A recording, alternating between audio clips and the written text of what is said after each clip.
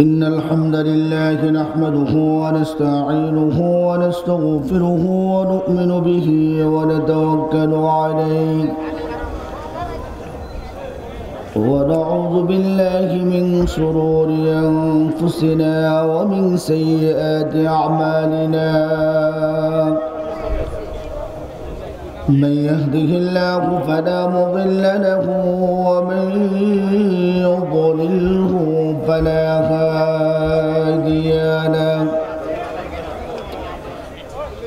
ونشهد أن لا إله إلا الله وحده لا شريك له الذي أرسله بالحق بشيرا ونذيرا وداعيا إلى الله بإذنه وسراجا منيرا أما بعد فقد قال الله تعالى في كلامه المجيد وفي فرقانه الحميد সকলে জবান খুলে আমার সাথে পড়ুন আউযু বিল্লাহি মিনাশ শাইতানির রাজীম বিসমিল্লাহির রহমানির রহিম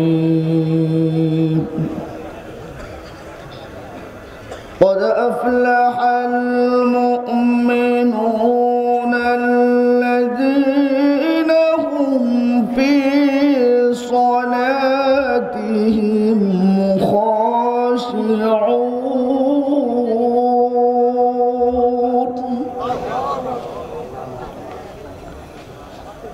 والذين هم عن اللغو معرضون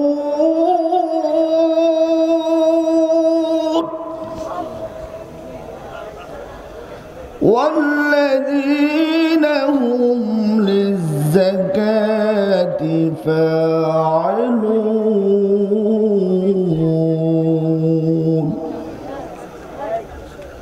والذين هم لفروجهم حافظون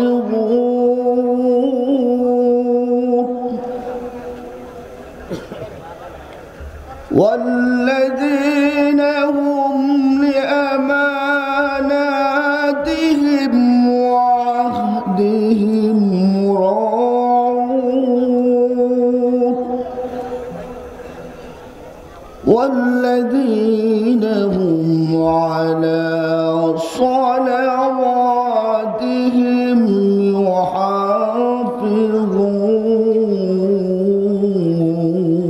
يحافظون أولئك هم الوارثون الذين يرثون الفردوس هم فيها خالدون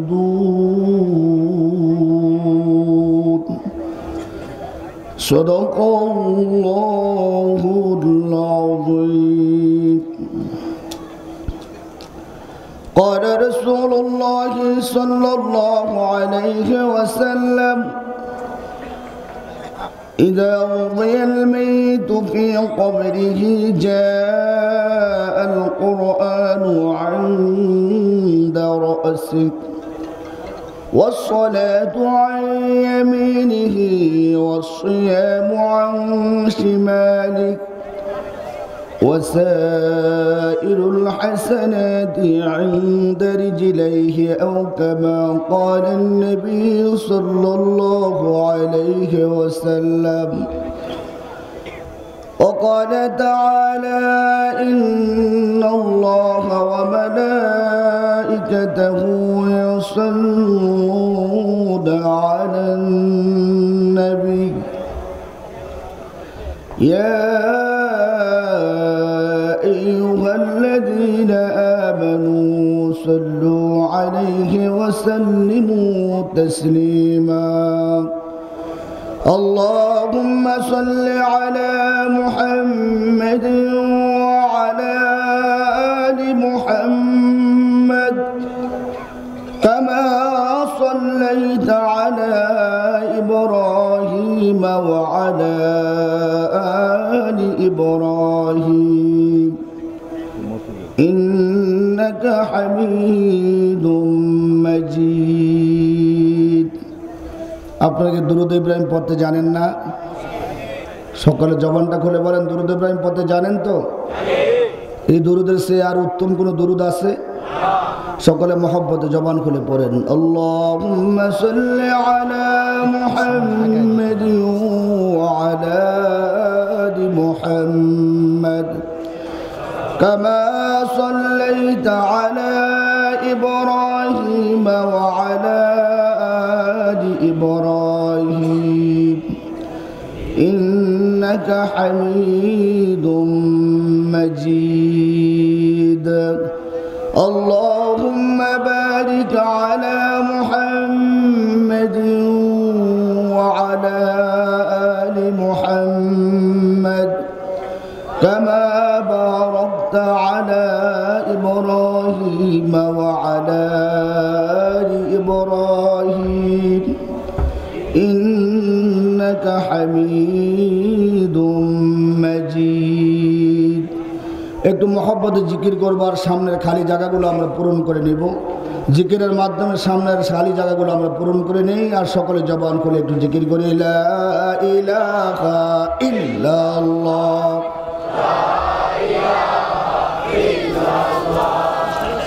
লা ইলাহা ইল্লাল্লাহ, লা ইলাহা ইল্লাল্লাহ,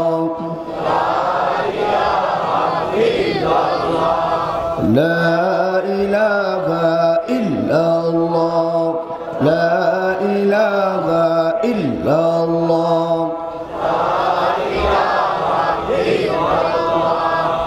لا إله إلا الله، لا إله إلا الله، لا إله إلا الله، لا إله إلا الله،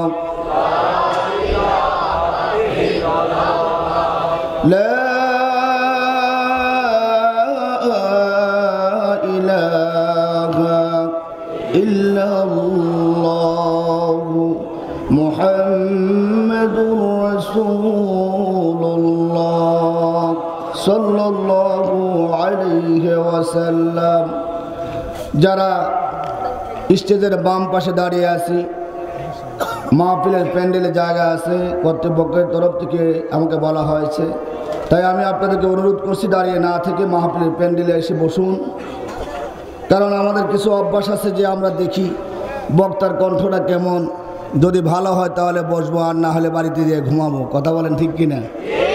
দেখি সুরটা কেমন, কণ্ঠটা কেমন, একটু রংডং কেমন করতে পারে। আমি রংডং করি না হুজুর না ভাই, আমি রংডং ওয়াজ করি না। আমার ওয়াজ শুনলেই বুঝবেন আসলে আমি কি রংডং করি না হুজুর কিনা। যদি ওয়াজ শুনতে চান তাহলে বসেন, ওয়াজ শুনতে বসেন, ওয়াজ শোনার জন্য। হামিদিয়া জামে মসজিদ কমিটি ও এলাকাবাসীর উদ্যোগে চতুর্থ বার্ষিক বিশাল ওয়াজ দোয়ার মাহফিলের সম্মানিত সভাপতি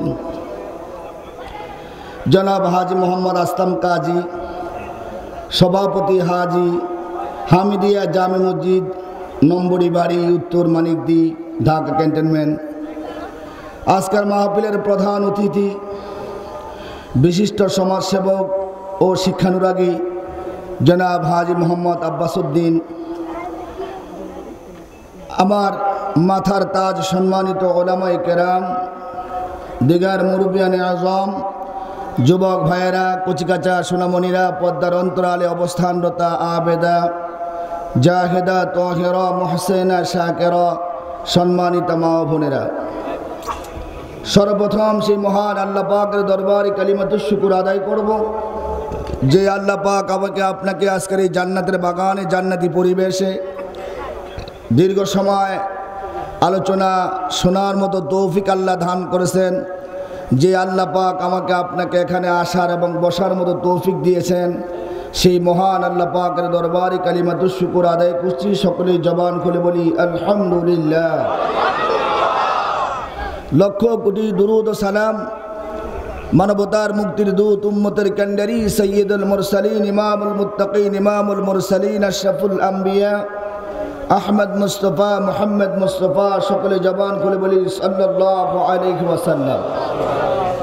আমার ভাইয়েরা, বিশ্বনবী, সমস্ত কুল কায়নাতের নবী, আল্লাহ যাকে রহমাতাল লিল আলামিন হিসেবে দুনিয়াতে প্রেরণ করেছেন, যাকে আল্লাহ পাক সর্বশ্রেষ্ঠ মহান চরিত্র দিয়ে আল্লাহ সৃষ্টি করেছেন, সেই নবীর উম্মত হয়েছি। যুবক একটু জোরে আওয়াজ দিয়ে বলেন তো খুশি না বেজার?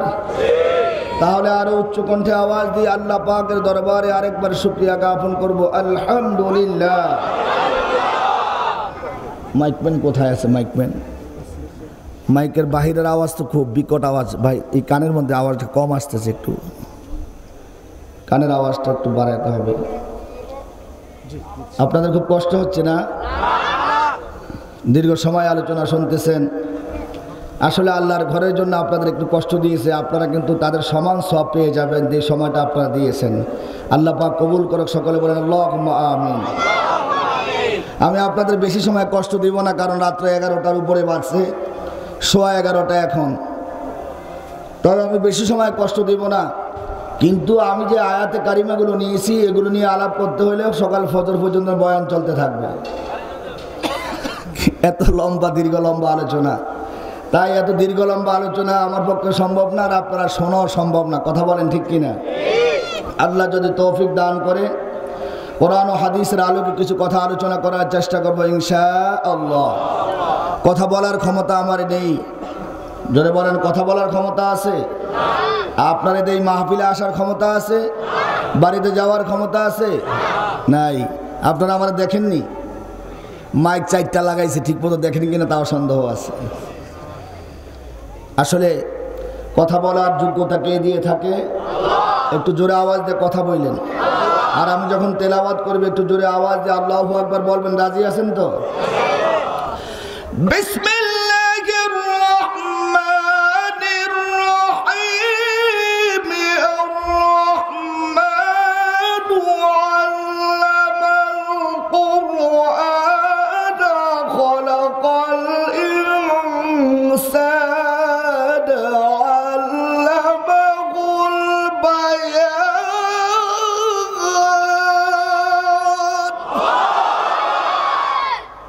কোরআন মজা লাগে? কথাগুলো কার কথা? আরো জোরে আওয়াজ দিয়ে বলেন কার কথা?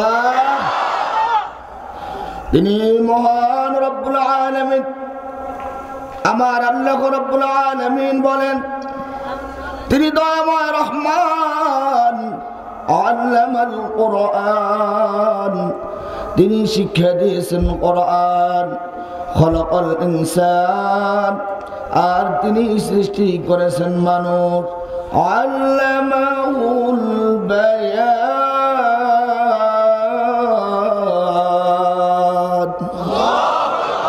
আর তিনি মানুষকে কথা বলা শিক্ষা দিয়েছেন। চাইলেই কথা বলা যায় না, কারণ কথা বলার ক্ষমতা দিয়েছে কে? বক্তৃতা দেওয়া, কথা বলা, এটা কারো কোনো ক্রেডিট না, কারো কোনো যোগ্যতা না। কথা বলার ক্ষমতা দিয়েছে আমার আল্লাহ। কথা বলেন ঠিক কিনা? আমার ভাইয়েরা, কোরআনুল কারীমের সূরা আল মুমিনুন থেকে যে আয়াত কারিমাগুলো তেলাওয়াত করেছি, কথাগুলো আমি মাহবুবুর রহমানের কথা না। একটু জোরে আওয়াজ দিয়ে বলেন কোরআনের কথা কার কথা? আমার আল্লাহ পাক বলেন আল কুরআনু কালামুল্লাহ।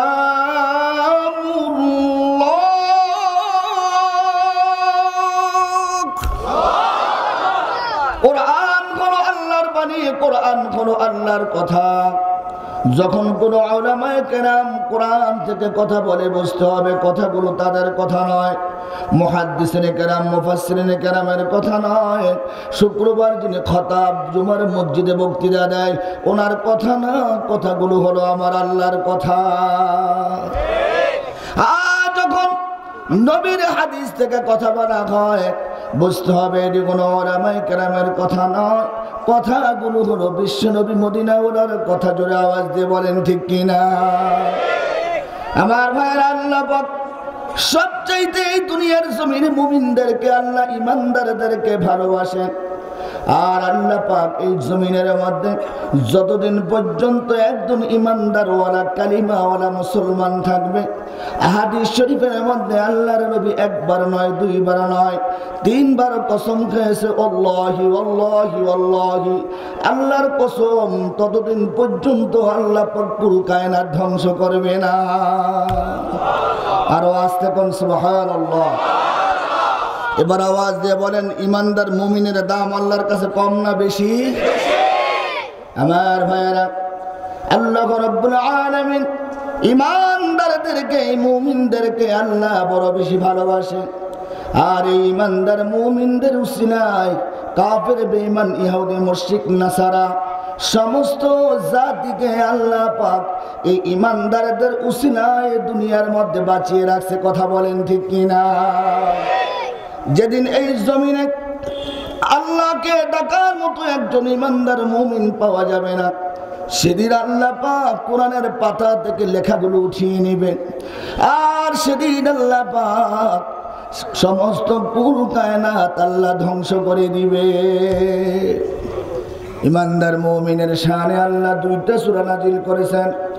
একটা সূরার নাম সূরা আল মুমিনুন, আর একটা সূরা আছে 24 পারার ভিতরে, সূরা আল মুমিনুন। আওয়াজ দিয়ে বলেন আলহামদুলিল্লাহ। আরেকটা সূরা আল্লাহ নাজিল করেছেন 28 পারার ভিতরে, সূরাটার নাম সূরা আল মুনাফিকুন। বলেন, মুনাফিকরা ভালো মানুষ না খারাপ মানুষ? আল্লাহ মুনাফিকদের কার্যকলাপ, তাদের কথাবার্তা সব কিছু আল্লাহ সূরা আল মুনাফিকুনের মধ্যে আল্লাহ বিস্তারিত তুলে ধরেছেন। আর একটা সূরা, রাত্রে অনেক হয়ে গেছে এই জন্য বিস্তারিত কথা বলা যাবে না। আর একটা সূরা আল্লাহ সূরা আল কাফিরুন 30 পারার ভিতরে, ছোট্ট একটা সূরা, আয়াত সংখ্যা হলো 6। কিন্তু নামাজের মধ্যে অধিকাংশ মুসল্লি তেলাওয়াত করে না, কারণ নামাজের মধ্যে সূরা তেলাওয়াত করতে যায় পেঁচ লাগিয়ে দেয়। কথা কোন ঠিক কিনা? কিন্তু সূরা তেলাওয়াত করতে যায় একটু পেঁচ লাগায়। আসলে সূরাটা কিন্তু পেঁচাইল্লা সূরা না, সূরাটা সহজ, কিন্তু পড়তে যায় বেজাল লাগাই আমরা। কথা কোন ঠিক কিনা? একটু তেলাওয়াত করে শোনামো? আস্তে কোন, জোরে কোন। বিসমিল্লাহির রহমানির রহিম, কুল ইয়া আইয়ুহাল কাফিরুন লা আ'বুদু মা তা'বুদুন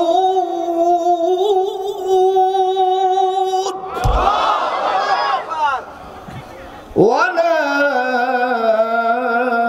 আনতুম আ'বিদুনা মা আ'বুদু ওয়ালা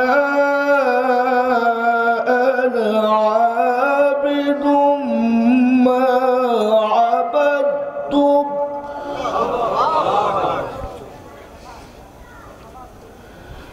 ওয়ালা أنتم عابدون ما أعبد لكم دينكم ولي دين।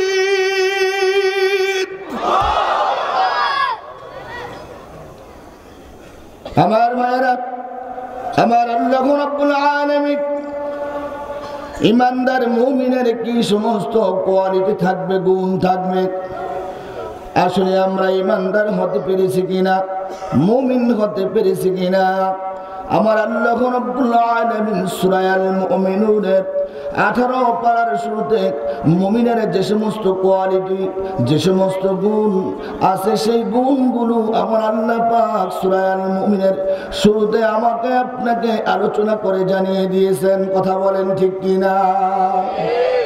আমার আল্লাহ রাব্বুল আলামিন তিনি এই দুনিয়ার জমিনে আমাকে আপনাকে পরীক্ষায় যে প্রশ্নগুলো করা হবে, সব প্রশ্নের উত্তরগুলো জানিয়ে দিয়েছেন। কবরে 3টা প্রশ্ন করা হবে, মান রব্বুকা মা দীনুকা ওয়া মান নাবিয়ুকা মান হাদার রাজুল।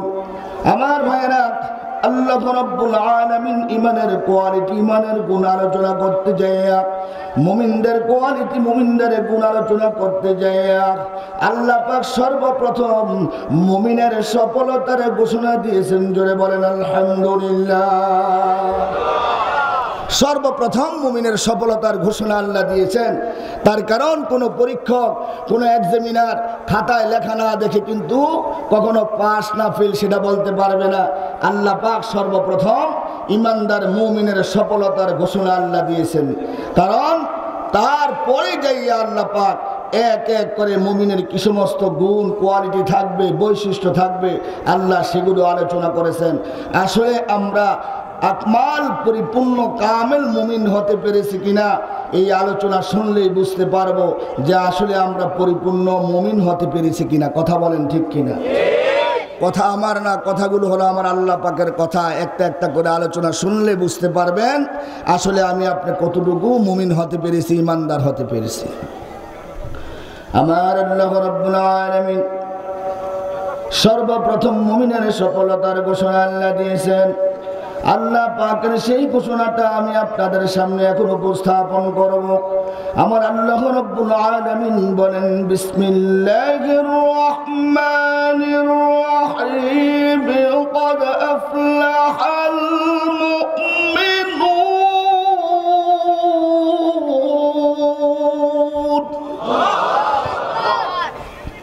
আমার আল্লাহ রাব্বুল আলামিন বলেন, অবশ্যই অবশ্যই ওই সমস্ত মুমিনেরা সফল কাম। কারা সফল কাম? ওয়াজ বুঝার জিনিস ভালো করে বুঝবেন, পয়েন্টগুলো মনে রাখবেন। আমার আল্লাহ পাক সর্বপ্রথম মুমিনের যে গুণটা আলোচনা করতেছেন, এক এক করে আল্লাহ 7টা গুণ আলোচনা করে আল্লাহ পাক সর্বশেষ মুমিনদের জন্য পুরস্কার ঘোষণা করেছেন। সকলে বলেন আলহামদুলিল্লাহ।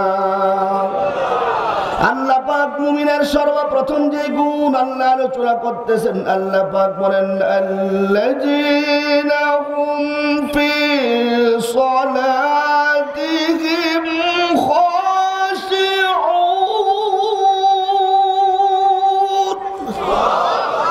আরো একটু আস্তে করে আল্লাহু আকবার। আমার আল্লাহ রাব্বুল আলামিন বলেন, হে আল্লাহর বান্দা নবীর উম্মতেরা, ভালো করে বয়ানটা মনোযোগ দিয়ে শুনবেন। পর্দার অন্তরালের মায়েরা ভালো করে একটু মনোযোগ দিয়ে বয়ানটা শুনবেন গো মা। আল্লাহ পাক বলেন, যারা নামাজ আদায় করে ভয়ের সাথে, আল্লাহ পাক বলেন মুমিনের প্রথম নম্বর গুণ, যারা মুমিন হবে তারা ভয়ের সাথে নামাজ আদায় করবে। জোরে বলেন সুবহানাল্লাহ। আমার ভাইরা, এই ভয় অর্থ এখানে কোনো হিংস্র বাঘের ভয় নয়, দুনিয়ার কোনো চোর ডাকাতের ভয় নয়। একটু জোরে আওয়াজ দিয়ে বলেন তো, এই ভয়টা কার ভয়? আল্লাহর ভয়। আমার আল্লাহ রাব্বুল আলামিন বলেছে, বান্দা বান্দীরা, এই নামাজের মাধ্যমে আমি আল্লাহর সঙ্গে তাআল্লুক মাআল্লাহ,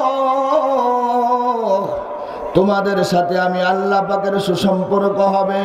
আল্লাহ পাক বলে, বান্দা, যে নামাজ দিয়ে আমি আল্লাহর সঙ্গে তোমাদের সুসম্পর্ক হবে, ওই নামাজটা যখন আদায় করবা, আমি আল্লাহ পাকের ভয় নিয়ে নামাজটা আদায় করবা। খাশিউনের তাফসীর কারক তাফসীর করেন, আর একটা অর্থ হলো খুশু খুজু, আর একটা অর্থ হলো বিনয়, আর একটা অর্থ হলো নম্রতা, আর একটা অর্থ হলো ভদ্রতা, আর একটা অর্থ হলো বিনয়তা, আর একটা অর্থ হলো স্থিরতা। এই সবগুলো একই শব্দের অর্থ। কথা বলেন ঠিক কিনা? নামাজের মধ্যে 1 নম্বরে হলো আল্লাহর ভয় থাকতে হবে, 2 নম্বরে খুশুখুজু, 3 নম্বর হলো বিনয়, নম্রতা, স্থিরতা, বিনয়তা, ভদ্রতা, সব কিছু নামাজের মধ্যে থাকতে হবে। কথা বলেন ঠিক কিনা? আমার আল্লাহ পাক বলে, হে বান্দা বান্দিরা, দুনিয়ার একজন চিফ জাস্টিস যখন চেয়ারে বসে থাকে আর একজন লোক আসামির কাঠ করায় দাঁড়ানো, যেই লোকটা চিফ জাস্টিসের চেয়ারে বসা, জজের চেয়ারে বসা, সে তার চেয়ারে বসা, আর একটা লোক আসামির কাঠ করায় দাঁড়ানো। কিন্তু যেই লোকটা আসামির কাঠ করায় দাঁড়ানো, ওই লোকটা দেখবেন থরথর করে কাঁপতে থাকে। কিন্তু থরথর করে কাঁপার কারণটা কি? কারণ হলো ওই লোকটার ভিতরে একটা ভয়, না জানি আমার ফাঁসির হুকুম হয়ে যায়, না জানি আমার যাবজ্জীবন কারাদণ্ড হয়ে যায়। যদিও সেই লোকটা তার মতো একজন মানুষ, কিন্তু একজন আসামির কাঠ করায়, আর একজন হলো ওই চেয়ারের মধ্যে জজ সাহেব তার চেয়ারে বসা। কথা বলেন ঠিক কিনা? আল্লাহ পাক বলে, হে বান্দা বান্দিরা, আমি সেই মহান রব্বুল আলামিন হলাম সমগ্র দুনিয়ার চিফ জাস্টিসের চিফ জাস্টিস, সমগ্র দুনিয়ার প্রেসিডেন্টের প্রেসিডেন্ট, বাদশাদের বাদশাহ, রাজাদের রাজা। আর আমি মহান রব্বুল আলামিনের সামনে যখন তুমি দাঁড়াইবা, হে বান্দা বান্দিরা শোনো, আমি আল্লাহ পাক তোমরা যখন নামাজের মধ্যে দাঁড়াও, আমি আল্লাহ পাক তোমাদের সামনে দাঁড়ানো অবস্থায় থাকি। সুবহানাল্লাহ। আমার আল্লাহ পাক বলতেছে, বান্দা, যখন তোমরা নামাজের মধ্যে দাঁড়াও, দাঁড়াইয়া নামাজের মধ্যে 2টা হাত কান পর্যন্ত উঠাও। বান্দা জীবনের সমস্ত গুনার কথাগুলো স্মরণ করিয়া, যদি বান্দা তোমার ভিতরে গুনার কথা স্মরণ করিয়া কান পর্যন্ত যখন হাত উঠাও, আর মনে মনে বলো, আল্লাহ, জীবনে যত গুনাহ করেছি সমস্ত গুনার জন্য তওবা করতেছি আল্লাহ। আর তুমি যখন নাকি এই মনে মনে কল্পনা করে হাত গুনা কান পর্যন্ত উঠাইয়া আল্লাহু আকবার বলিয়া আমি আল্লাহ পাকের সামনে আসামি হইয়া দাঁড়িয়ে যাও, আমার আল্লাহ পাক বলে, বান্দা, যখন আমি আল্লাহ পাকের সামনে দাঁড়াইয়া আমি আল্লাহ পাকের প্রশংসা শুরু করে দাও, বিসমিল্লাহির রহমানির রহিম, আলহামদুলিল্লাহি রাব্বিল আলামিন, আর রহমানির রহিম, মালিকি ইয়াউমিদ্দিন। আল্লাহ কয়, বান্দা, তুমি যখন আমি আল্লাহ পাকের প্রশংসা করিয়া রুকুর মধ্যে যাইয়া মাথাটা আমি আল্লাহর সামনে ঝুঁকিয়ে দাও, ও বান্দা, তখন আমি আল্লাহ পাক তোমার উপরে খুশি হয়ে যাই। আর যখন রুকুতে যাইয়া আমি আল্লাহ পাকের তাসবিহ আদায় করো, সুবহানা রাব্বিয়াল আযীম, সুবহানা রাব্বিয়াল আযীম, সুবহানা রাব্বিয়াল আযীম। এবার যখন রুকু থেকে সোজা হয়ে দাঁড়াও, সামিআ আল্লাহু লিমান হামিদা, রব্বানা লাকাল হামদ। যখন তুমি বলো সামিআ আল্লাহ, আমার আল্লাহ পাক শুনেন, যে ব্যক্তি আল্লাহ পাকের প্রশংসা করে, সামিআ আল্লাহু লিমান হামিদা, রব্বানা লাকাল হামদ, সমস্ত প্রশংসা সেই মহান রব্বুল আলামিনের জন্য। আমার আল্লাহ পাক বলে, হে বান্দা বান্দিরা, এখনো শেষ নয়, এখনো শেষ নয়। হে বান্দা বান্দিরা, যখন নাকি জমিনের মধ্যে আমি আল্লাহ পাকের কুদরতি পায়ের মধ্যে সেজদাটা লাগিয়ে দাও, কপালটা যখন জমিনের মধ্যে লাগাও, আমি আল্লাহ পাকের কুদরতি পায়ের মধ্যে সেজদাটা লাগিয়ে দাও। সুবহানাল্লাহ। কথা বলেন ঠিক কিনা? আল্লাহ খুশি না বেজার? আরো আসতে কোন খুশি না বেজার? কিন্তু বাংলাদেশে একদল আছে, বাবার কবরে যাইয়া বাবার কাছে যাইয়া পায়ের মধ্যে সেজদা দেয়। জোরে আওয়াজ দিয়ে বলেন নাউযুবিল্লাহ। আল্লাহ কি এই কপাল বানাইছে বাবার কাছে যাইয়া বাবার পায়ে সেজদা দেওয়ার জন্য? আরো আসতে বলেন, আল্লাহকে সেজদা দেওয়ার জন্য আল্লাহ বানাইছে। বাবার কাছে যদি পায়ে যায় সেজদা দেয়, তাহলে কি হবে? শিরক। কি হবে? আরো আসতে কোন কি হবে? দুনিয়ার সব গুনাহ আল্লাহ মাফ করবে, কিন্তু আল্লাহ পাক শিরককারীকে কখনো ক্ষমা করবে না। কথা কয় না? শিরককারীকে ক্ষমা করবে? ইন্নাল্লাহা লা ইয়াগফিরু আন ইউশরাকা বিহি ওয়া ইয়াগফিরু মা দুনা যালিকা লিমান ইয়াশা।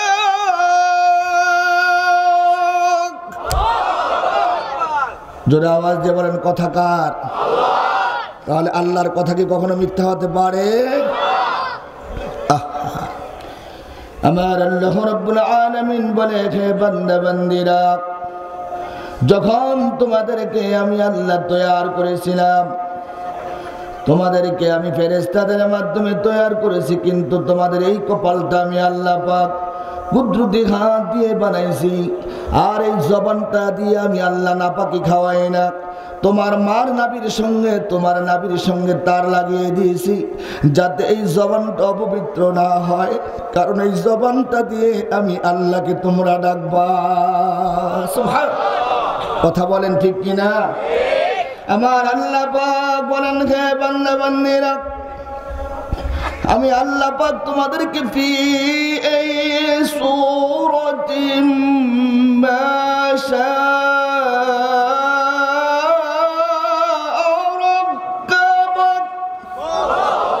আস্তে কোন আল্লাহু আকবার।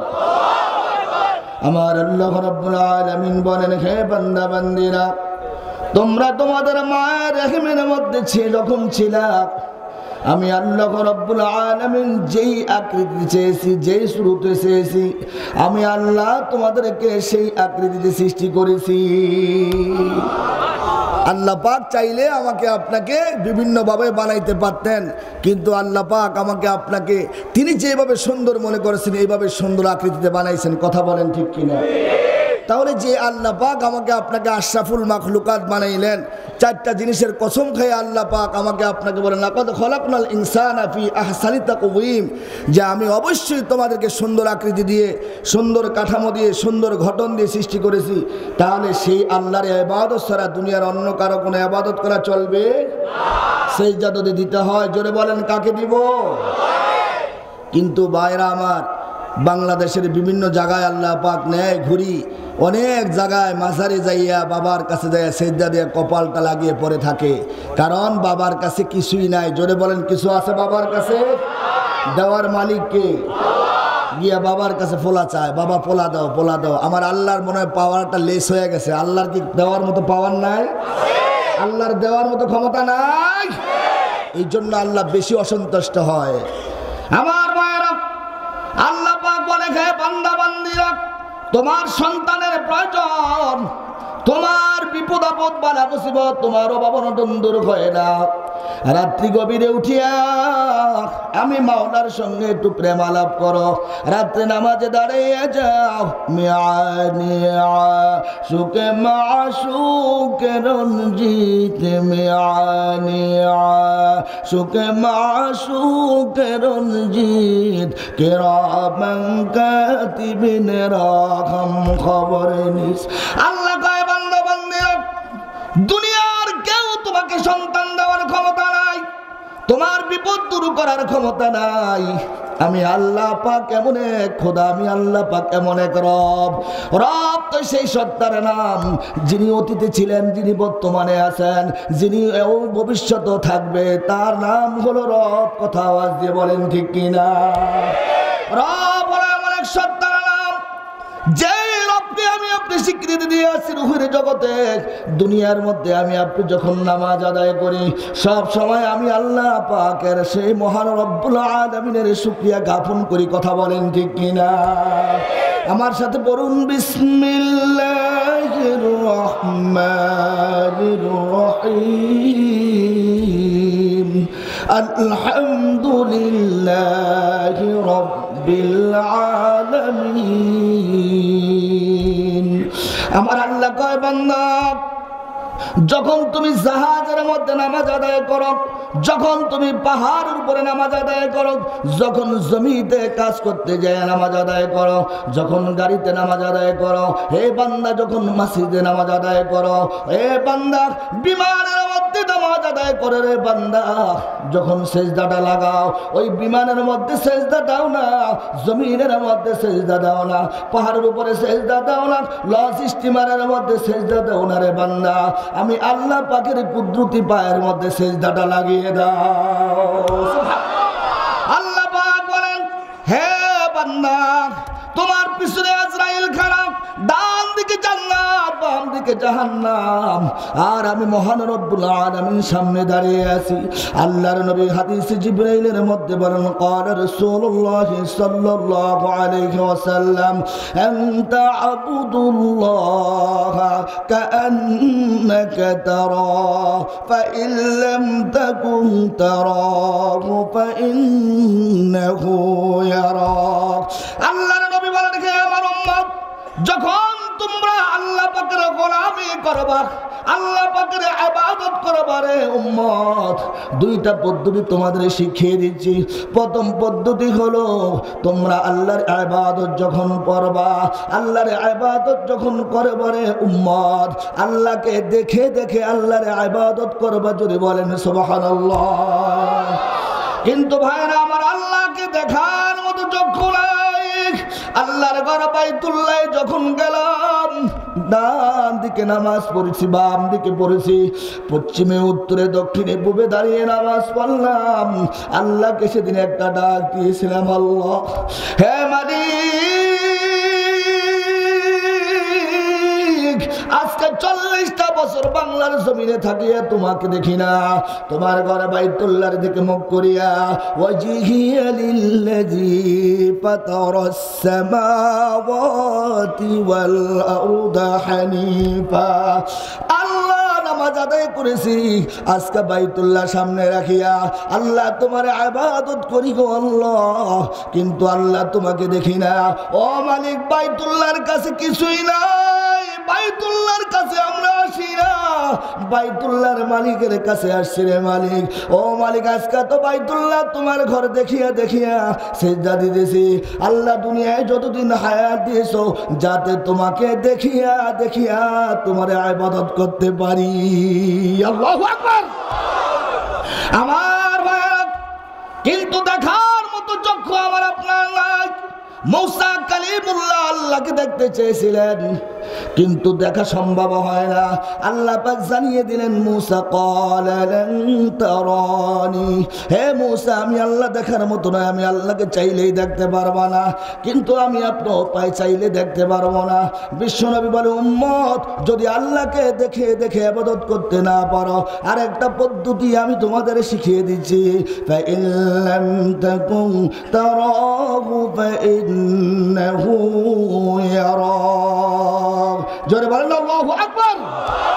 হ্যাঁ নবীর উম্মতেরা, জীবনে কত নামাজ পড়লাম, একদিন নামাজের মধ্যে কোনো ফিলিংস আসে না। আমি আপনি শুধু নামাজ পড়ে গেলাম, আমার আল্লাহ পাক আমার আপনার সামনে দাঁড়িয়ে আছে। আল্লাহর হাবিব হাদিস জিবরাইলের মধ্যে বলেন, হে আমার উম্মত, যদি আল্লাহকে দেখে দেখে ইবাদত করতে না পারো, তবে ভালো করে শোনো, ফাইন লাম তাকুন তারাহু ফাইন্নাহু ইয়ারাক। আল্লাহকে যদি তোমরা দেখতে নাও পাও, আল্লাহ তোমাদেরকে দেখতেছে, এতে কোনো সন্দেহ নাই। কথা বলেন ঠিক কিনা? হে আল্লাহর বান্দা নবীর উম্মতেরা, বিশ্ব নবী সাল্লাল্লাহু আলাইহি ওয়াসাল্লাম বলেন, হে আমার উম্মত, যদি আল্লাহকে দেখতে নাও পাও, কিন্তু আল্লাহ তোমাদের দেখতেছে, এতে কোনো সন্দেহ নাই। যে আল্লাহ পাক আমার আপনার সামনে দাঁড়িয়ে আছে, সেই আল্লাহর সম্মুখে যখন আমি আপনি নামাজের মধ্যে দাঁড়াবো, এই জন্য বিশ্ব নবী সাল্লাল্লাহু আলাইহি ওয়াসাল্লাম বলেন, হে আমার উম্মত, সাল্লু কামা রাআইতুমুনি, সাল্লু কামা রাআইতুমুনি উসাল্লি। আমি নবীকে যেভাবে নামাজ আদায় করতে দেখেছ, সেভাবে তোমরা নামাজ আদায় করো। জোরে বলেন সুবহানাল্লাহ। কিন্তু বিশ্ব নবীর সাহাবীরা আল্লাহর হাবিব নামাজ পড়েছেন, যখন নামাজের মধ্যে আল্লাহর হাবিব দাঁড়াতেন চোখ মুখগুলো তার লাল হয়ে যাইত, চেহারা লাল বর্ণ হয়ে যাইত। তার কারণ হলো সেই মহান সত্তার সামনে দাঁড়াইতেছে। কথা বলেন ঠিক কিনা?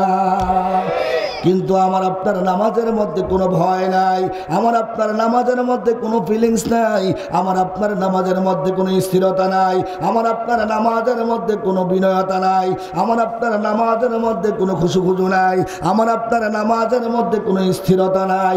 মুফতিয়ানে কেরাম বলেন, নামাজের মধ্যে স্থিরতা যদি না থাকে, হেলে দুলে নামাজ পড়লে নামাজ মাকরুহ হয়। কথা বলেন ঠিক কিনা? স্থিরতার সাথে নামাজ পড়তে হবে। নামাজের মধ্যে এভাবে হেলে দুলে নামাজ পড়া যাবে না। নামাজ এমনভাবে পড়তে হবে যেমন সাহাবী নামাজ পড়েছিল, আল্লাহর নবীর সাহাবীরা যেমন নামাজ পড়েছিল। নামাজে দাঁড়িয়েছে আর পাখি মাথার উপরে যায় বসে থাকতো। আল্লাহর নবীর সাহাবীরা নামাজ পড়েছে, গায়ের মধ্যে তীর মারছে শত্রু, কোনো খবর নাই, নামাজ পড়তেছে। আল্লাহর সাথে কি প্রেম শুরু হয়েছে! আল্লাহু আকবার! মাশাআল্লাহ দিলে আমরা নামাজ পড়ি।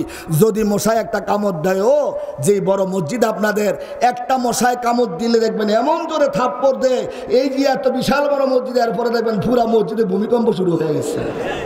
কথা কয় না? মশাটা কি 2-5 কেজি ওজন হবে? কথা কয় না? কতটুকু হইব? দেখো যায় না। মসজিদে বসে আসছিলাম 2 ঘন্টার মতন, দেখলাম যে ছোট ছোট মশা, এই চোখে দেখা যায় কিন্তু বড় মশা না। এই এলাকাটা পরিষ্কার পরিচ্ছন্ন থাকার কারণে মশাগুলো বেশি বড় হইতে পারে না, ছোট ছোট মশা পাইছি। এরপরও দেখবেন এমন একটা থাপ্পড় মারে, মশা যখন গায়ে বসে পুরা মসজিদ থরথর করে কাঁপে। মুসল্লিরা ভয় পেয়ে গেছে, মনে করছে কোনো বোম টোম ফুটছে নাকি। কথা কোন ঠিক কিনা? আর আল্লাহর নবীর সাহাবী নামাজ পড়তেছে। হে আল্লাহর নবীর উম্মতেরা, বিশ্ব নবীর সাহাবী নামাজ পড়ে, একজন ঘুমায় আর একজন পাহারাদার নামাজ পড়ে। দাঁড়িয়ে থেকে লাভ নাই, বসে থেকে লাভ নাই, একটু আল্লাহর সাথে গভীরে প্রেম করি। দূর থেকে শত্রুপক্ষ দুইটা, একটা নয়, দুইটা নয়, 3টা তীর গায়ের মধ্যে মেরেছেন, কিন্তু তারপরেও খবর নাই। আসসালামু আলাইকুম ওয়া রাহমাতুল্লাহ, আসসালামু আলাইকুম ওয়া রাহমাতুল্লাহ। নজর করে দেখে সমস্ত শরীর রক্তে লাল হয়ে গেছে। সুবহানাল্লাহ। পাশের ভাইকে ডাক দিলেন, ভাই উঠো, দেখো আমার শত্রুরা আমাকে আক্রমণ করেছে। বলে, ভাই তুমি কেন আমাকে ডাক দিলে না? বলে, ভাই আমি তো নামাজে দাঁড়ানো অবস্থায় ছিলাম, আমি তো নামাজে মাওলার সঙ্গে প্রেম করতেছিলাম। জোরে বলেন সুবহানাল্লাহ।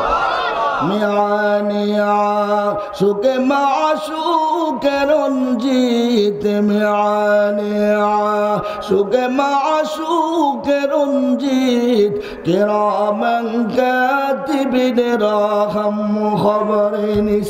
আশুকার মাশুক যখন নিরালায় প্রেম আলাপ করে, কিরামান কাতিবিন ফেরেশতা পর্যন্ত জানতে পারে না। জোরে বলেন না সুবহানাল্লাহ। একটু মাওলার সাথে প্রেম করে দেখেন না, রাত্রে গভীরে উঠিয়া কি মজা লাগে। কিন্তু রাত্রে তো তখন শুয়ে শুয়ে ঘুমায়। দুনিয়ার সমস্ত দরজাগুলো যখন বন্ধ হয়ে যায়, একটা দরজা তখন খোলা হয়, সেটা হলো আমার আল্লাহ পাকের রহমতের দরজা। কথা বলেন ঠিক কিনা? আর সেই দরজাটা খুলিয়া বারে এলাকি সেই মহান রব্বুল আলামিন ডাকতে থাকে, আসো আমার কাছে, কে অবনটনকারী, আসো, কার সন্তান লাগবে, কার রিজিক লাগবে, কে বিপদগ্রস্ত, কে রোগাক্রান্ত, কে মুসিবতগ্রস্ত, আসো আমার কাছে চাও, আমি তোমার সব দূর করে দিব। দূর করেন। আল্লাহর সেই পাওয়ার আছে না নাই? আল্লাহর পাওয়ার মনে লেস হয়ে গেছে, পাওয়ার লেস হয়ে গেছে। আহা, আল্লাহুম্মা মালিকাল মুলকি তুতিল মুলকা মান তাশা ওয়া তানজিউল মুলকা মিম্মান তাশা ওয়া তু'ইজ্জু মান তাশা ওয়া তুযিল্লু মান তাশা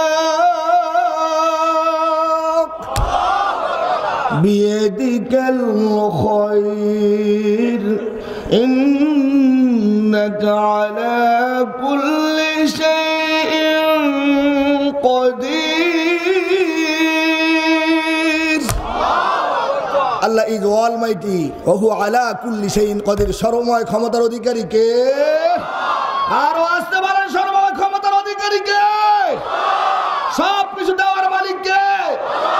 এই জন্য আল্লাহ পাকের নাম হলো রব, রব অর্থ সৃষ্টিকর্তা, পালনকর্তা, হায়াতদাতা, বিধানদাতা, মৌতদাতা, রিজিকদাতা, যিনি সব কিছুর মালিক, উনি হলেন রব। কথা বলেন ঠিক কিনা?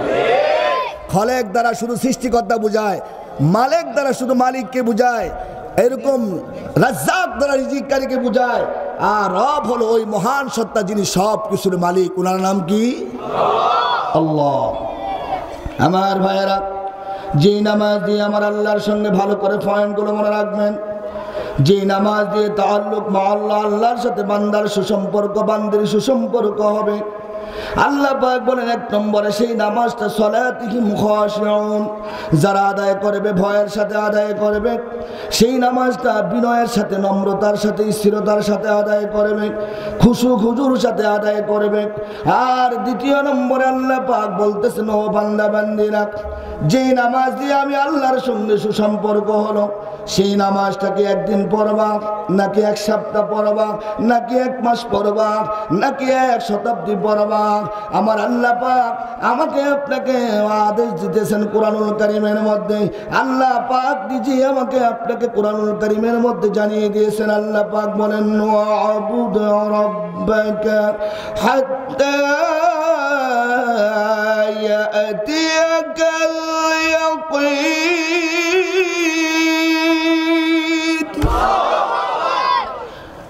আরো আস্তে কোন আল্লাহু আকবার।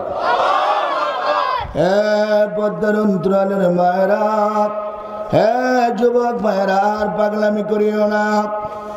আল্লাহ পাক তোমাকে রং তামাশার জন্য দুনিয়ায় পাঠায় না গো মা। পদ্মার অন্তরালের বলে রাখ, যে ঘরের মধ্যে একদিন লক্ষ লক্ষ টাকা দামের গাড়িতে চড়ে, লাল বেনারসি শাড়ি পরিয়া মা, স্বামীর ঘরে আসার পরে তোমাকে কত লোক শরবত খাওয়াইছে, তোমাকে কত লোক বাতাস দিয়েছে।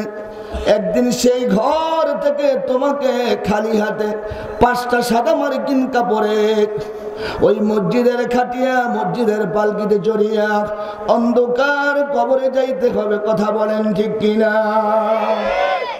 হ্যাঁ যুবক ভাই, তোমাদের হাতে ধরি পায়ে পড়ি ভাই, পাগলামি করিও না।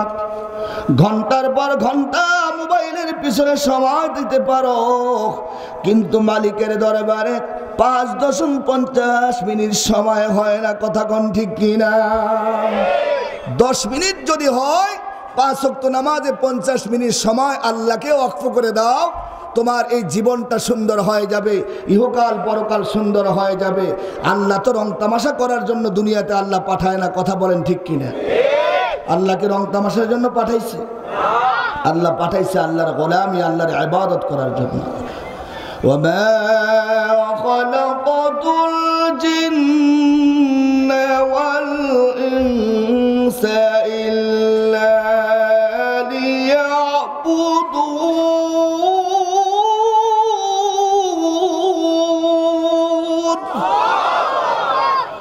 আমার আল্লাহ রাব্বুল আলামিন বলেন, আমি জিন এবং ইনসানকে সিরফ ইল্লা লিয়াবুদুন, আমার গোলামি করার জন্য, আমার দাসত্ব করার জন্য, আমার ইবাদত করার জন্য সৃষ্টি করেছি।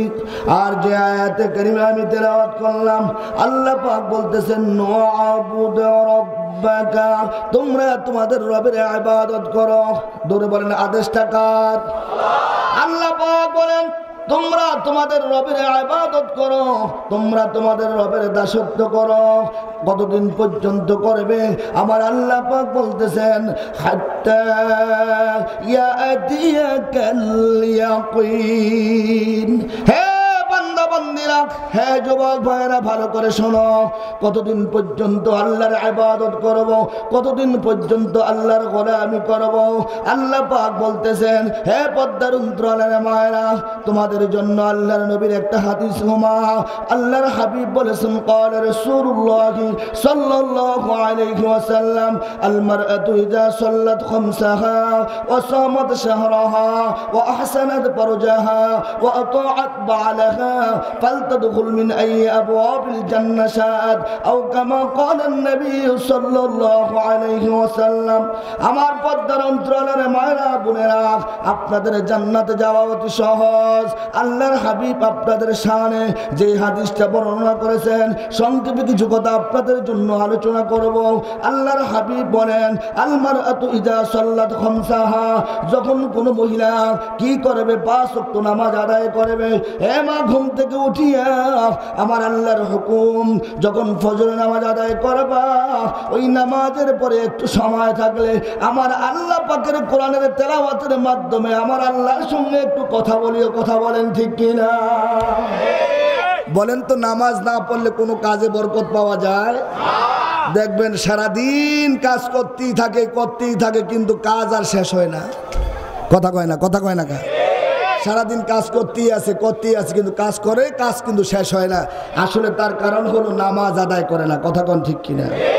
কিন্তু যখন নামাজ পড়বে তার কাজের মধ্যে আমার আল্লাহ পাক বরকত দিয়ে দিবে। কথা কন ঠিক কিনা? আর নামাজের পরে যদি একটু কোরআন তেলাওয়াত করে, এই কোরআন তেলাওয়াত তো তার নিজের লাভ, এই নামাজ তো তার নিজের লাভ। কারণ যেই কবরে আমাকে আপনাকে শোয়ানো হবে, সর্বপ্রথম মাথার পাশে যে আল্লাহর কোরআন হাজির হবে। জোরে বলেন সুবহানাল্লাহ। কথাটা সত্য না মিথ্যা? এটা বিশ্বনবীর হাদিস, আমার বানানো কথা না। এই জন্য আল্লাহর হাবিব বলেছেন, হে আমার উম্মতের নরনারীরা শোনো, 4টা জিনিসের সাথে সম্পর্ক রাখিও।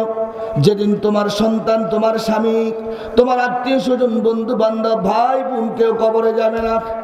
ইদা উমিয়াল মাইতু ফি কবরিহি জাআল কুরআনু ইনদা রাসিক, সবাই যখন দাপন কার্য সমাধা করে চলে আসবে, দুনিয়ার কেউ আপনজন কবরে যাবে না।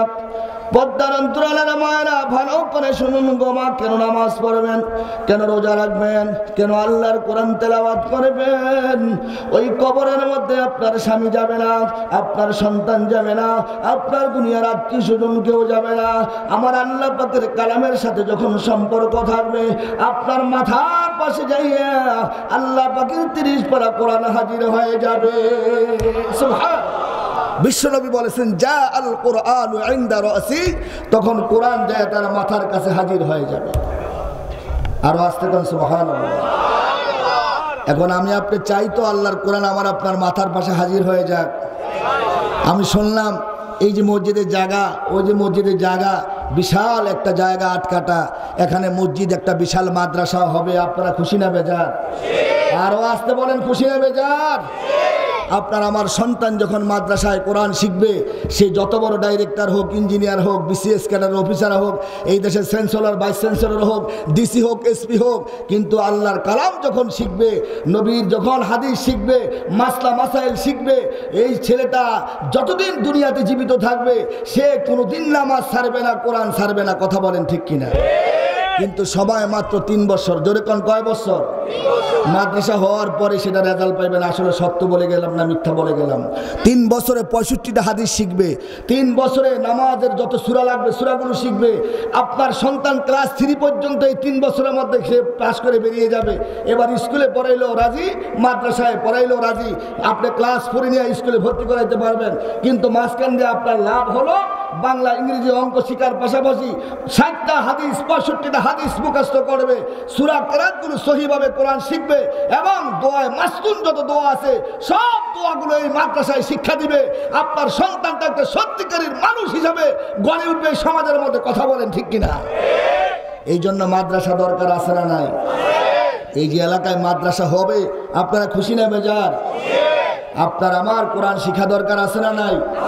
যখন মাদ্রাসা হবে, আমি আপনার মাদ্রাসায় আসবো কোরআন শিখার জন্য।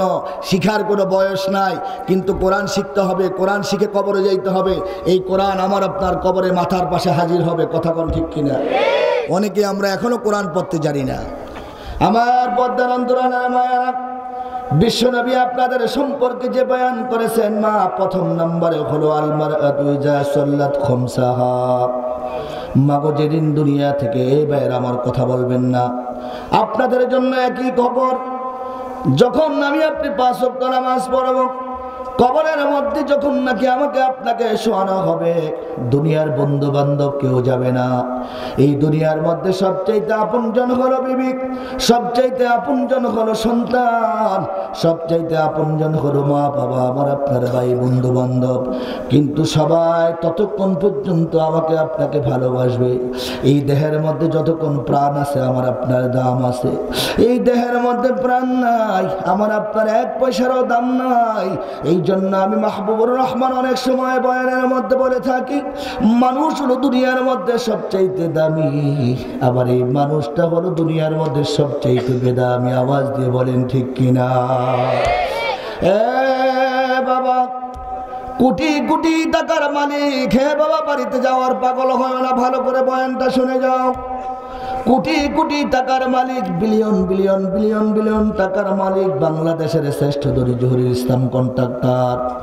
সেই বাজিতপুরে আমি একটা প্রোগ্রামে গিয়েছিলাম, আগলপুরে যাইয়া তার কবরের পাশে যখন দেখলাম তার হাতে 3.5 জায়গার মধ্যে তার কবরটা, একটা খালি ময়দানের মধ্যে তার কবর উপরে বাতি জ্বালিয়ে রাখছে। কবরের উপরে বাতি জ্বালিয়ে কোনো লাভ নাই। কবরে বাতি জ্বালাতে হবে আল্লাহ পাকের কোরআনের বাতি, কবরে বাতি জ্বালাতে হবে আল্লাহ পাকের নামাজের বাতি, কবরে বাতি জ্বালাতে হবে বাম দিকে রোজার বাতি, পায়ের কাছে সমস্ত আমলগুলো বাতি বানাইতে হবে। আমি আপনি কবরের মধ্যে ইলা ইয়াউমিল কিয়ামত পর্যন্ত আরামসে শান্তিতে শুয়ে শুয়ে ঘুমাইতে পারবো। কথা বলেন ঠিক কিনা? আজকে যাদের জন্য বাড়ি করলাম, গাড়ি করলাম, মিল কারখানা ইন্ডাস্ট্রি করলাম, কোটি কোটি টাকার সম্পদ দিয়ে গেলাম, কিন্তু যখন নাকি হায়াত নামক এই রুহুটা যখন আমার আপনার এই দেহ থেকে বেরিয়ে যাবে, সবচাইতে দুনিয়ার মধ্যে যারা আপনজন তারা আপনাকে সবার আগে ঘর থেকে টেনে টেনে বের করে ঘরের বারান্দায় খালি জায়গার মধ্যে শোয়া রাখবে। কথা বলেন ঠিক কিনা? হে মায়েরা আমার, আপনার স্বামী আপনাকে ছাড়া কিছুই বুঝে না, আপনার সন্তান আপনাকে ছাড়া কিছুই বুঝে না। দুনিয়ার মধ্যে সবচাইতে আপন হলো স্বামী, সবচাইতে আপন হলো সন্তান, মা বাবা। কিন্তু আমাকে আপনাকে যারা ঘর থেকে টেনে টেনে বের করে দিবে গো মা, আপনার স্বামী আপনার সন্তান সবার আগে ঘর থেকে বের করে দিবে। কথা বলেন ঠিক কিনা? হ্যাঁ, পদ্মার অন্তরালের মায়েরা, আপনাদের হাতে ধরি পায়ে পড়ি, মার পাগলামি করিও না। যে প্রাণের স্বামী আপনার কবরে যাবে না, আপনার প্রাণ প্রিয় সন্তান, কলিজার টুকরা সন্তান আপনার কবরে যাবে না গো মা। হে ভাইয়েরা আমার, যেই কলিজার টুকরা সন্তান আমার আপনার কবরে যাবে না, যেই প্রাণের বিবি আমার আপনার কবরে যাবে না, শরীর থেকে জামা কাপড়গুলো টেনে টেনে খুলে ফেলবে। এখনো মৃত্যুর যন্ত্রণা শরীর থেকে যায় না, কিন্তু কাপড়গুলো টেনে টেনে খুলে ফেলবে। আমি আপনি বলবো, সন্তান এত তাড়াহুড়া করিস না, তাড়াহুড়া করিস না। কিছুক্ষণ আগে মাত্র আমার রুহটা দেওয়া হয়েছে, শরীরটা এখনো বিষাক্ত রে, আমাকে আর একটু সময় দে, তারপরে জামা কাপড়গুলো খোল। আমার আপনার কথা কেউ শুনবে না, শরীর থেকে জামা কাপড়গুলো খুলে ফেলবে, গোসল দেওয়ার জন্য কেউ গরম পানি করবে। হ্যাঁ, পদ্মার অন্তরালের মায়েরা, আমার কথাগুলো মনোযোগ দিয়ে শোনেন। মা বানিয়ে কোনো কিচ্ছা কাহিনী বলতেছি না, সত্য কথা বলতেছি। আপনার গোসল দিয়ে ও মা 5টা কাপড় পরাইয়া মসজিদের পালকিতে চড়াইয়া এই মাদ্রাসায় মসজিদের সামনে হাজির করে নিয়ে আসবে। জানাজার নামাজ যখন ইমাম সাহেব পড়াবে, কম্পিটিশন শুরু হয়ে যাবে, কার আগে খাটিয়ায় কে ধরবে আমাকে আপনাকে কবরস্থানে নেওয়ার জন্য। একটু আওয়াজ দিয়ে বলেন ঠিক কিনা? 2 জন কবরে নেমে যাবে, আমাকে আপনাকে কবরে শোয়া দিবে।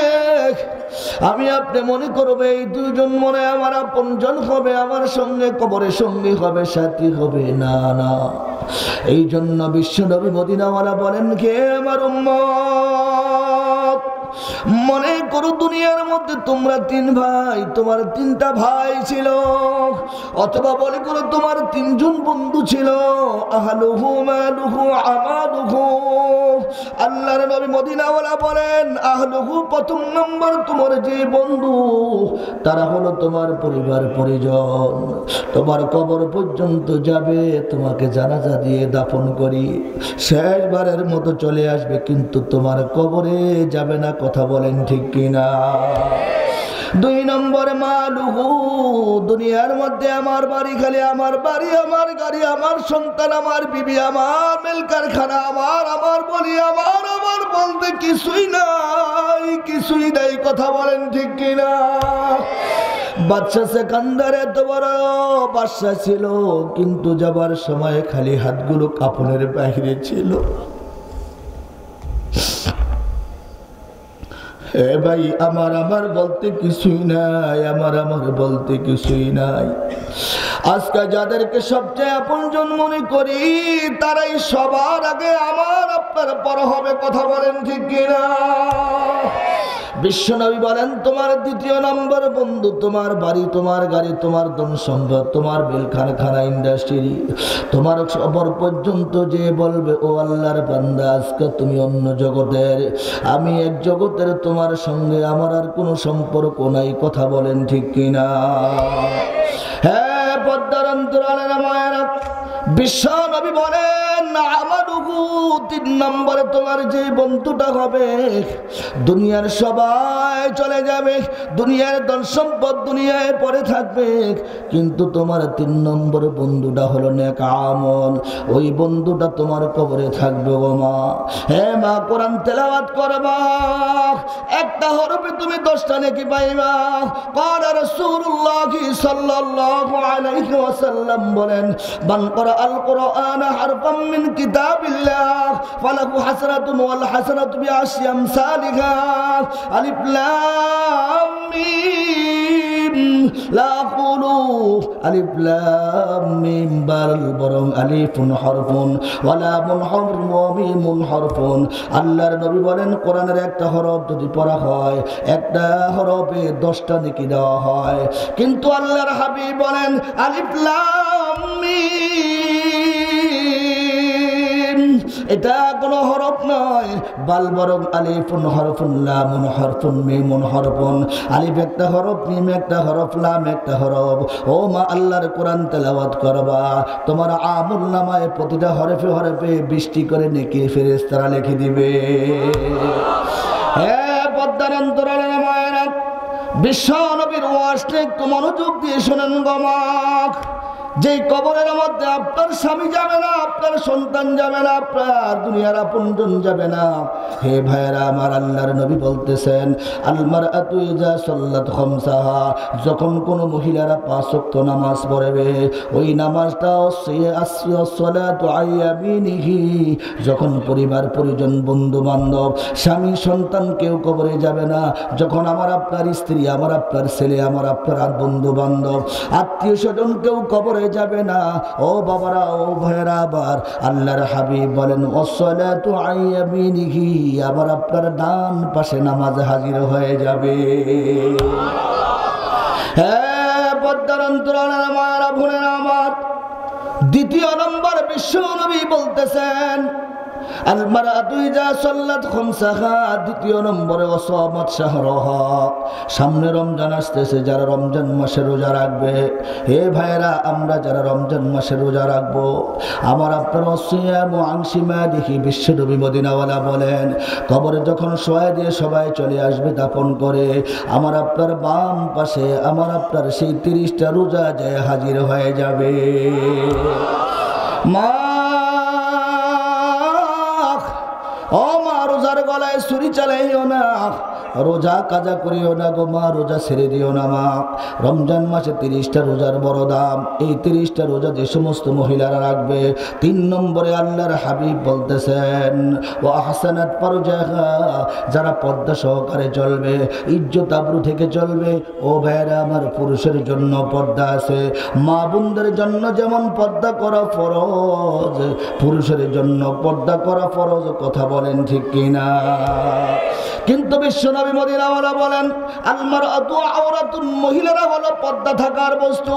হে মা, ভালো করে শুনেন, যখন রাস্তার মধ্যে বের হবেন, যখন হিজাব সহ পর্দা সহকারে বের হবেন, আমার আল্লাহ পাক আপনার জিম্মাদার হয়ে যাবে। দুনিয়ার কোনো ছেলে, দুনিয়ার কোনো মানুষ আপনাকে দেখে টিটকারি করবে না, আপনাকে ইফটিজিং করবে না। কিন্তু যদি আপনি বেপর্দায় চলাফেরা করেন, অর্ধ উলঙ্গিনী হইয়া চলাফেরা করেন গোমা, দুনিয়ার বৃদ্ধ থেকে যুবক পর্যন্ত সবাই আপনাকে টিটকারি করবে, ইফটিজিং করবে। কথা বলেন ঠিক কিনা?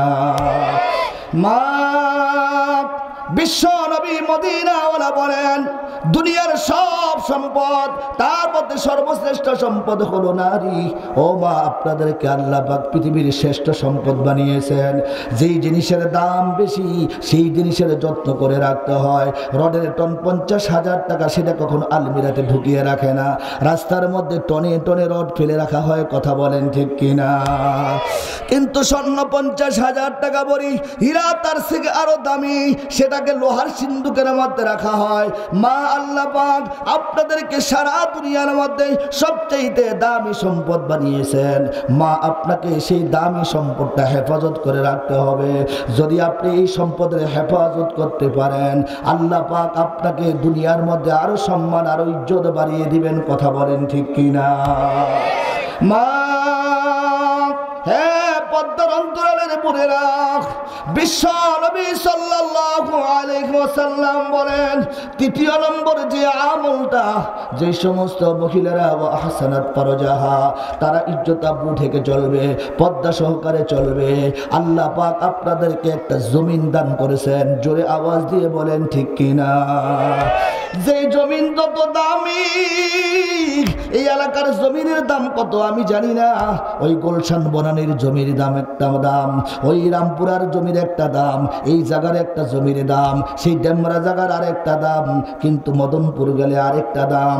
তার কারণ সবচেয়ে দামি জায়গা ঢাকা শহরের কিছু কিছু জায়গা আছে 2 কোটি 3 কোটি 5 কোটি টাকা এক কাটা জায়গার দাম। কথা বলেন ঠিক কিনা?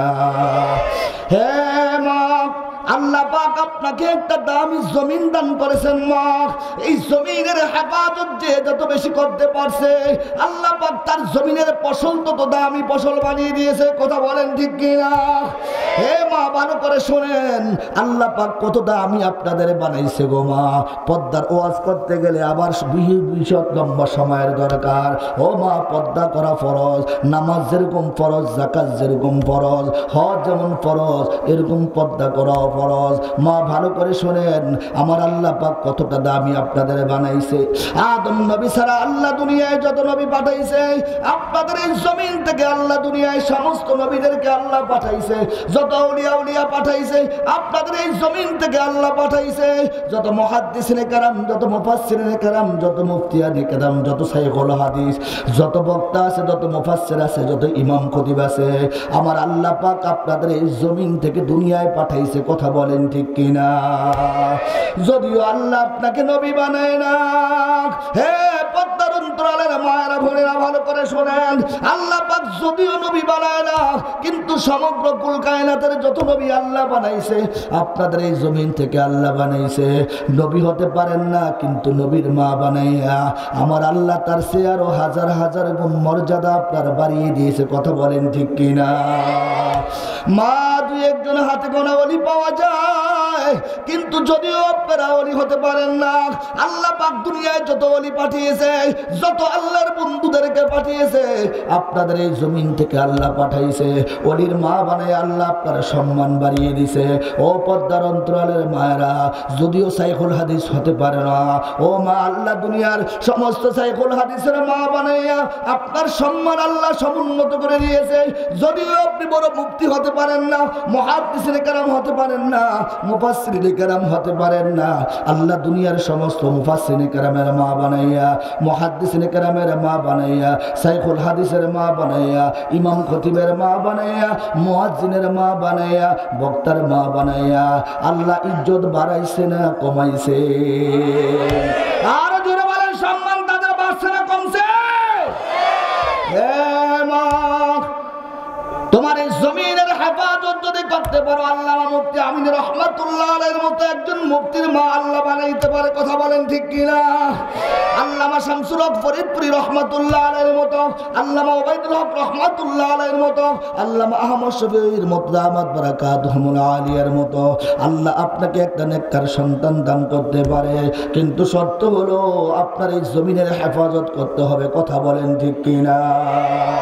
হে মা, অনুরোধ করে যাই, 5 ওয়াক্ত নামাজ যখন তুমি পড়বা, গোমা রোজা যখন রাখবা, যখন তুমি পর্দা সহকারে চলবা, আর 4 নম্বর আমল ওয়া হাসানাত ফারজাহা ওয়া আতাআত বা'লাহা। আল্লাহর হাবিব বলেন মা 4র্থ আমলটা হলো স্বামীর খেদমত করা, কথা বলেন ঠিক কিনা? এই কথা কন না, স্বামীর খেদমত আছে নি আজকে আপনাদের সমাজে? আছে? জুতা আগিয়ে দেয় তো? কথা কয় না, আমার কথা কয় না। গরম পানি করে দেয় তো? মাশাআল্লাহ দিলে গরম পানি করে দেয় না, নিজেটা নিজে গরম লাগে? আহা, গরমের সিজনে বাতাস করে দেয়নি, শরবত বানিয়ে রাখেনি আগের থেকে রেডি করে। এটি হুজুর কো ভালো জুটে, আপনার ভালো জুটে না। রাত্রে মাসায় গিয়ে দরজাতে আওয়াজ দেওয়ার সাথে সাথে দরজা খুলে গেছে, এরপরে দেখি গরম পানি চুলা আগের থেকে গরম পানি হইতেছে চুলার মধ্যে, আবার গরম দুধ দিয়ে আগের থেকে রেডি।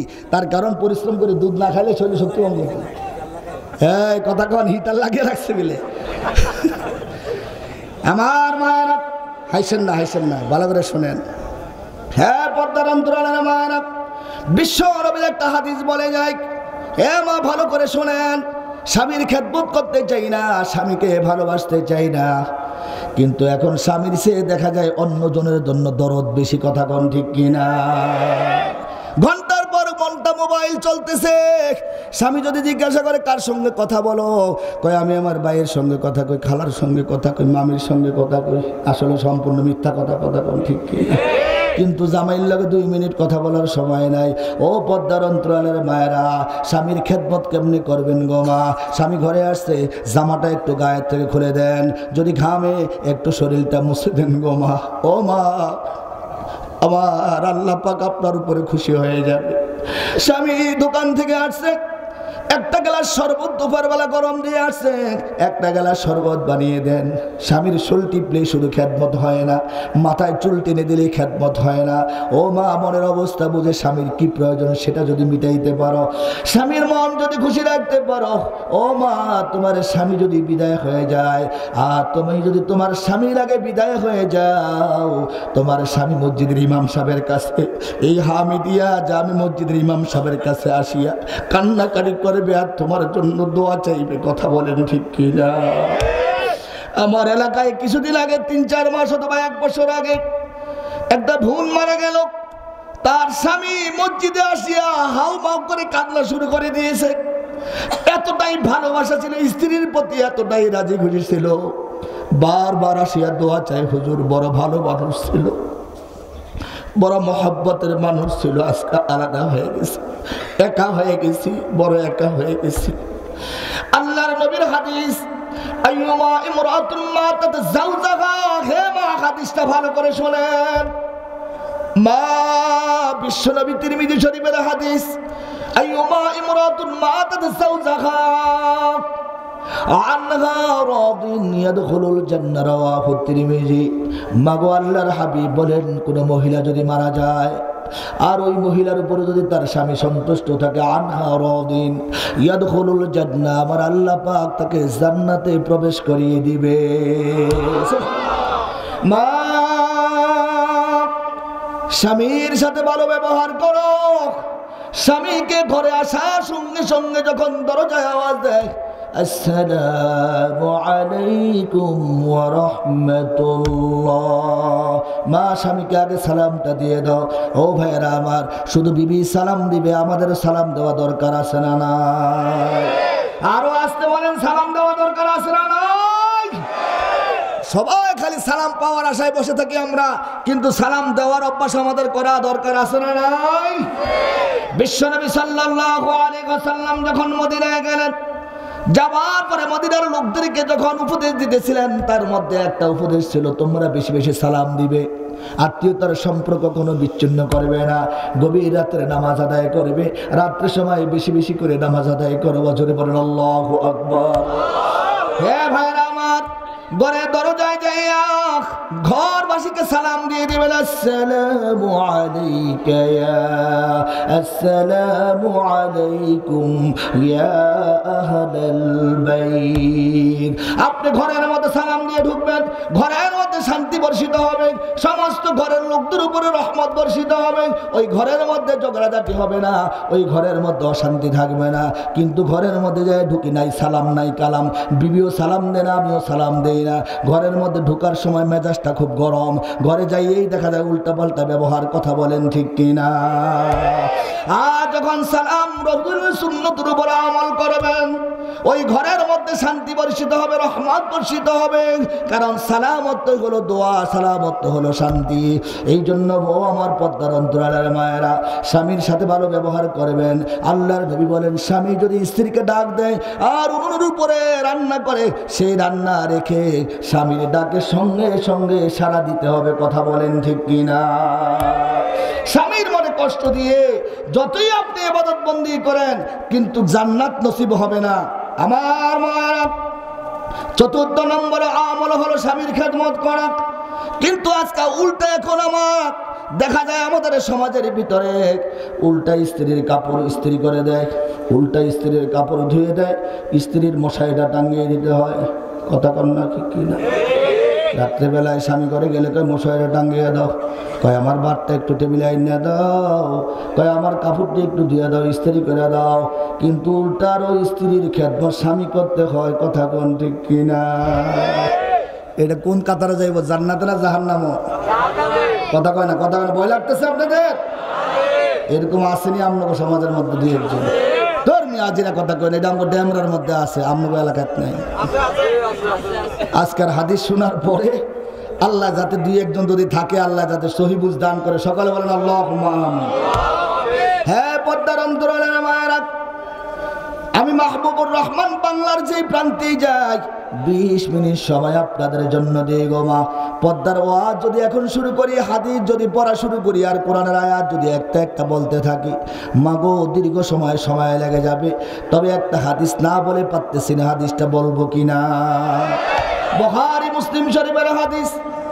আল্লাহর হাবিব বলেন, ক্বালা রাসূলুল্লাহ সাল্লাল্লাহু আলাইহি ওয়াসাল্লাম, সিনফান মিন আহলিন নার লাম আরাহুমা। আল্লাহর হাবিব বলেন, দুই প্রকার লোক জাহান্নামী, কিন্তু আমি তাদেরকে দেখি নাই। কওমুম মাহুম মিআতু কাজনাবিল বাকার ইয়াদরিবুনা বিহান নাস। একদল হলো ওই সমাজের লোক যাদের হাতের মধ্যে কিতাব গরুর লেজের মতো লাঠি থাকবে, ইয়াদরিবুনা বিহান নাস, কারণে অকারণে শুধু মানুষকে আঘাত করবে, প্রহার করবে। ওই একদল হলো তারা। জোরে কর নাউযুবিল্লাহ। জোরে বলেন তো, আজকাল আমাদের সমাজে এমন লোক আছে না নাই? মাইট ইজ রাইট, জোর যার মুল্লুক তার জোর আছে। দেখবেন হুদো একজনের গায়ের মধ্যে ফিদায় লাঠি দিয়ে, আছে না নাই? আমার ভাইরা, পর্দার অন্তরালের মায়েরা, হাদিসের শেষ অংশটা ভালো করে শোনেন। আল্লাহর হাবিব দ্বিতীয় নম্বরে যারা জাহান্নামী তাদের সম্পর্কে বলতেছে, ওয়ান্নিসাউ কাসিয়াতুন আরিয়াতুন মুমিলাতুন মাইলাতুন রুউসাহুন্না ফিল বুখদিল মাইলা। নাউযু বিল্লাহি মিন জালিক। জোরে বলেন নাউযু বিল্লাহ। লা ইয়াদখুলুল জান্নাতা ওয়া লা ইয়াজিদুনা রিহাহা। আল্লাহর নবী বুখারী মুসলিম শরীফের মধ্যে ওয়াজ করেছেন, আল্লাহর হাবিব বর্ণনা করেন, দ্বিতীয় নম্বর হলো ওই সমস্ত মহিলা যারা কাপড় পরার পর অর্ধ উলঙ্গিনী, যারা পর পুরুষকে নিজের দিকে আকৃষ্টকারিনী, আর পর পুরুষ তাদের দিকে আকৃষ্টকারী, আর তারা কাপড় পরার পর উলঙ্গ। জোরে বলেন, সমাজে এরকম মহিলা আছে না নাই? আল্লাহর নবী বলেন, কিয়ামতের ময়দানে সেই বক্তের বড় বড় উটের গর্দানের সাথে তুলনা করছে। জোরে বলেন নাউযুবিল্লাহ। তাদের গর্দান গুলো থাকবে কিয়ামতের ময়দানে। বলকের উট আছে, বড় বড় গর্দান ওলা উট, সেই গর্দান বড় বড় লম্বা গর্দান ওলা উটের মতো। তাদের গর্দান গুলো হবে, চুলগুলো লম্বা লম্বা থাকবে। আল্লাহর নবী বলেন, লা ইয়াদখুলুল জান্নাতা, তারা কখনো জান্নাতে প্রবেশ করতে পারবে না।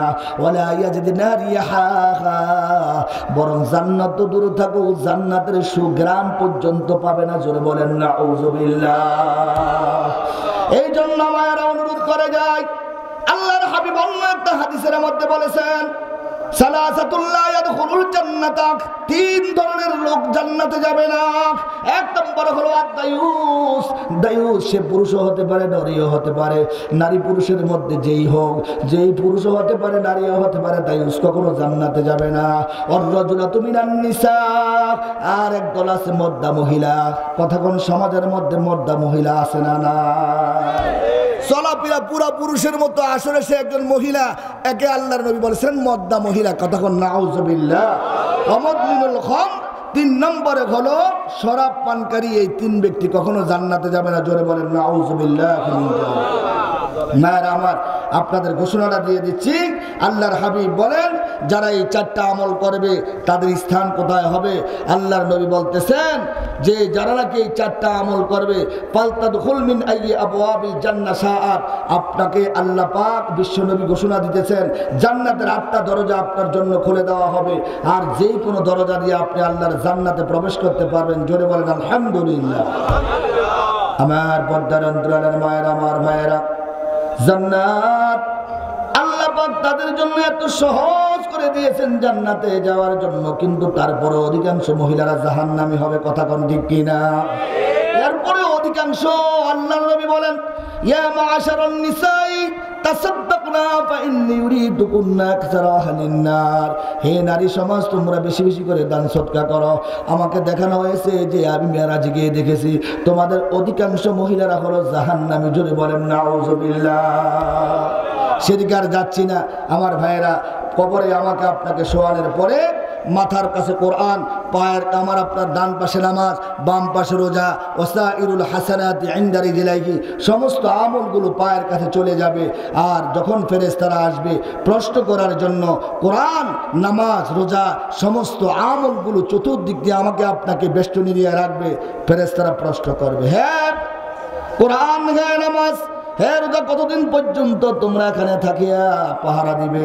তখন নামাজ বলবে, কোরআন বলবে, রোজা বলবে ইলা ইয়াউমিল কিয়ামাত, কিয়ামত পর্যন্ত আমরা এখানে দাঁড়িয়ে দাঁড়িয়ে পাহারা দিব। জোরে বলেন সুবহানাল্লাহ। এবার বলেন সেই নামাজ পড়তে রাজি আছেন? কারা কারা রাজি সেই নামাজ পড়তে? জোরে হাত তুলে আল্লাহ আল্লাহু আকবার। আল্লাহ, তুমি আল্লাহ কোরআনে বলেছেন মৃত্যুর আগ পর্যন্ত আল্লাহ কন্টিনিউ তোমার ইবাদত করার জন্য। আল্লাহ মৃত্যুর আগ পর্যন্ত যাতে আমরা 5 ওয়াক্ত নামাজ কন্টিনিউ আদায়ের মাধ্যমে তোমার সাথে সুসম্পর্ক রেখে কবরে যাইতে পারি, আল্লাহ সেই তৌফিক দান করে। সকলে বলেন আল্লাহুম্মা আমিন। একটু জিকির করি লা ইলাহা ইল্লাল্লাহ, লা ইলাহা ইল্লাল্লাহ, লা ইলাহা ইল্লাল্লাহ, আরো জোরে লা ইলাহা ইল্লাল্লাহ, মুহাব্বত লা ইলাহা ইল্লাল্লাহ, লা ইলাহা ইল্লাল্লাহ, মুহাম্মাদুর রাসূলুল্লাহ সাল্লাল্লাহু আলাইহি ওয়াসাল্লাম। 12:30 বেজে গেছে। আমি আর বয়ান বেশি একটা দীর্ঘ লম্বা করবো না। সংক্ষিপ্ত আকারে আমি বাকি 6টা গুণ আলোচনা করি, ইনশাআল্লাহ মুনাজাত দিয়ে দিব। রাজি আছেন তো? ইবাদত করার জন্য আদেশ করেছে কে?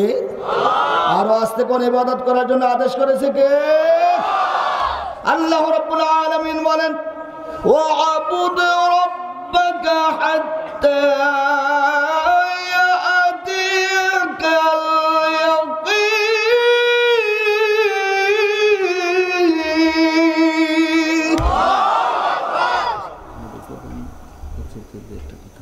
মুনাজাতের আগে জি সংক্ষেপ করে একটু টাচ করে দিয়ে। তাহলে আদেশটা কে করেছে? আমার ভাইয়েরা, ওয়াজ বুঝার জিনিস। আমি আগে বলছি ওয়াজ কান সুখ করার বিষয় না। আল্লাহ পাক আদেশ করতেছেন তোমরা তোমাদের রবের ইবাদত করো হাত্তা ইয়াতিয়াকাল ইয়াকিন, যতক্ষণ পর্যন্ত তোমার মৃত্যু না হয়, তুমি তোমার রবের সঙ্গে সাক্ষাৎ না করো, মোলাকাত না করো। আল্লাহ পাক বলে বান্দারে যখন তুমি কন্টিনিউ 5 ওয়াক্ত নামাজ পড়বা, এ আল্লাহর বান্দা নবীর উম্মতেরা, আল্লাহ পাক বলেন তোমার সাথে আমার ডাইরেক্ট কালেকশন হয়ে যাবে। হে বান্দা বান্দিরা, যখন তুমি মাঝখান দিয়ে নামাজ বন্ধ করে দিবা, আমি আল্লাহর সঙ্গে নেটওয়ার্ক বিচ্ছিন্ন হয়ে যাবে। এই জন্য যখন 5 ওয়াক্ত নামাজ পড়বা কন্টিনিউ কন্টিনিউ মৃত্যুর আগ পর্যন্ত। যখন তোমার মৃত্যুর সময় হয়ে যাবে, ওই মৃত্যুর সময়টা এত সহজ, এত সুন্দর তোমার মৃত্যু হবে, যেমন শিশু মায়ের স্তনের মধ্যে দুধ খেতে খেতে ঘুম এসে যায়। তোমার মৃত্যু তো এত সুন্দর মৃত্যু আমার আল্লাহ পাক দান করবে। আমার ভাইরা, এই জন্য আমার আল্লাহর সঙ্গে মৃত্যুর আগ পর্যন্ত ইবাদতের মাধ্যমে আল্লাহ সুসম্পর্ক রাখার জন্য আদেশ দিয়েছেন। আমার আল্লাহ পাক যে আদেশটা দিয়েছেন, এই 5 ওয়াক্ত নামাজ কন্টিনিউ আদায়ের মাধ্যমে মৃত্যুর আগ পর্যন্ত আল্লাহর সাথে যাতে সুসম্পর্ক রেখে আমরা কবরে যাইতে পারি, আল্লাহ সেই তৌফিক দান করুক। সকলে বলেন আল্লাহুম্মা আমিন। দ্বিতীয় নম্বর আমার আল্লাহ ওয়াজ করেন, ওয়াল্লাযীনা হুম আনিল লাগবি মুআরিদুন।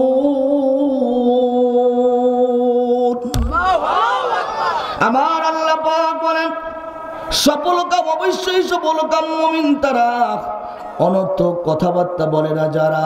ইমানদার মুমিন যারা হবে তারা অনর্থক কোনো কথা বলবে না, বেহুদা কোনো কথা বলবে না, গীবত শিকায়েত করবে না। ইমানদার মুমিন জানে আমি যেই কথাগুলো বলবো, আমি যেই কাজগুলো করব, সব ফেরেশতাদের কিরামান কাতিবিন ইয়ালামুনা মা তাফআলুন, দুই কাঁধে দুইজন সম্মানিত লেখক বৃন্দ বসে আছে, তাদের ক্যামেরার মধ্যে সব রেকর্ডিং হয়ে যাবে, তাদের হাতের মধ্যে কাগজ কলম আছে, সব কিছু লিপিবদ্ধ হয়ে যাবে। কথা বলেন ঠিক কিনা? মসজিদের মধ্যে যাইয়া গিয়া কাঁচামরিচের বাজারে আগুন লাগছে, বেগুনের বাজারে আগুন লাগছে, সামনে রোজা আইতাছে। প্রথম রোজার দিন দেখবেন বাজার থেকে আইসি জোহর নামাজের সময় মসজিদে বিক্রি করবো, হায় হায় হায় কাঁচামরিচের বাজারে আগুন লাগছে, বেগুনের গায়ে হাত দেওয়া যায় না, খাদ্যনির ঠেলায় এত দাম, বেগুনের বাজারে আগুন লাগছে। কথা কোন ঠিক কিনা? আচ্ছা, আমনের বেগুন খাইতে কইছে কে, কিনা খাদ্যানি খাইতে কে কইছে? 200 টাকা বেগুন কিনা রাখ খাইয়ে খাদ্যানের দরকার আছে।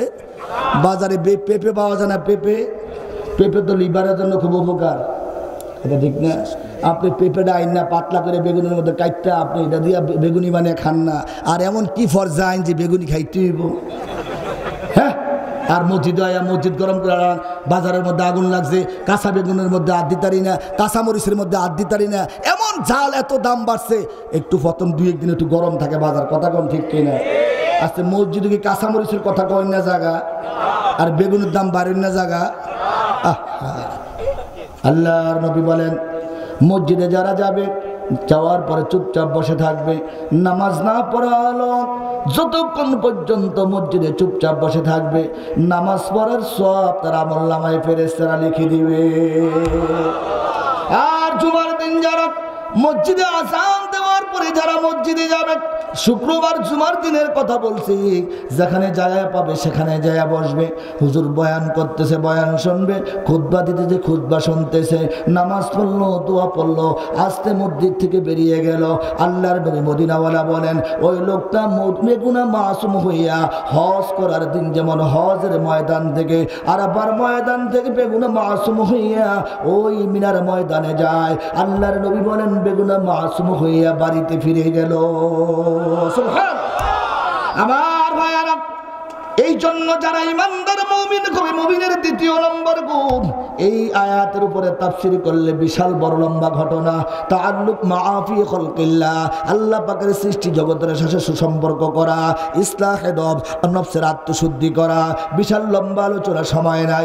একটু অনুরোধ করে যাব, যারা ইমানদার মুমিন হবে, আমার আল্লাহ পাক বলেন ইমানদার মুমিন হবে যারা অনর্থক কথাবার্তা বলবে না। তারা কথা বলেন ঠিক কিনা? 3 নম্বর আল্লাহ পাক মুমিনের গুণ আলোচনা করেন, ওয়াল্লাযীনা হুম লিয-যাকাতি ফাইলুন।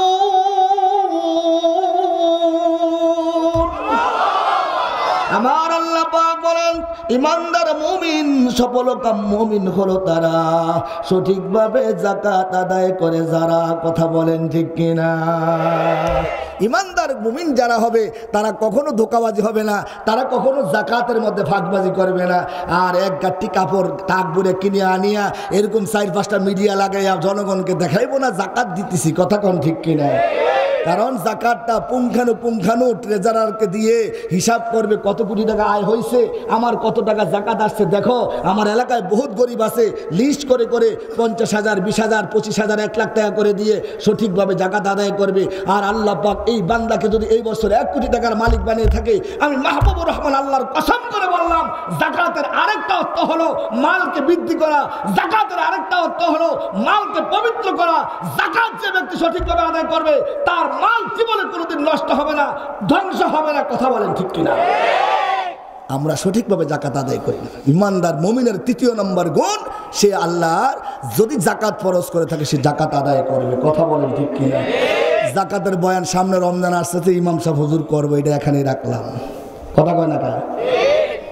আর 4র্থ নম্বর, ওয়াল্লাযীনা হুম আনিল লাগwi মুরিদুন ওয়াল্লাযীনা হুম লিয-যাকাতি ফাঈলুন ওয়াল্লাযীনা হুম লিফুরুজিহিম হাফিজুন।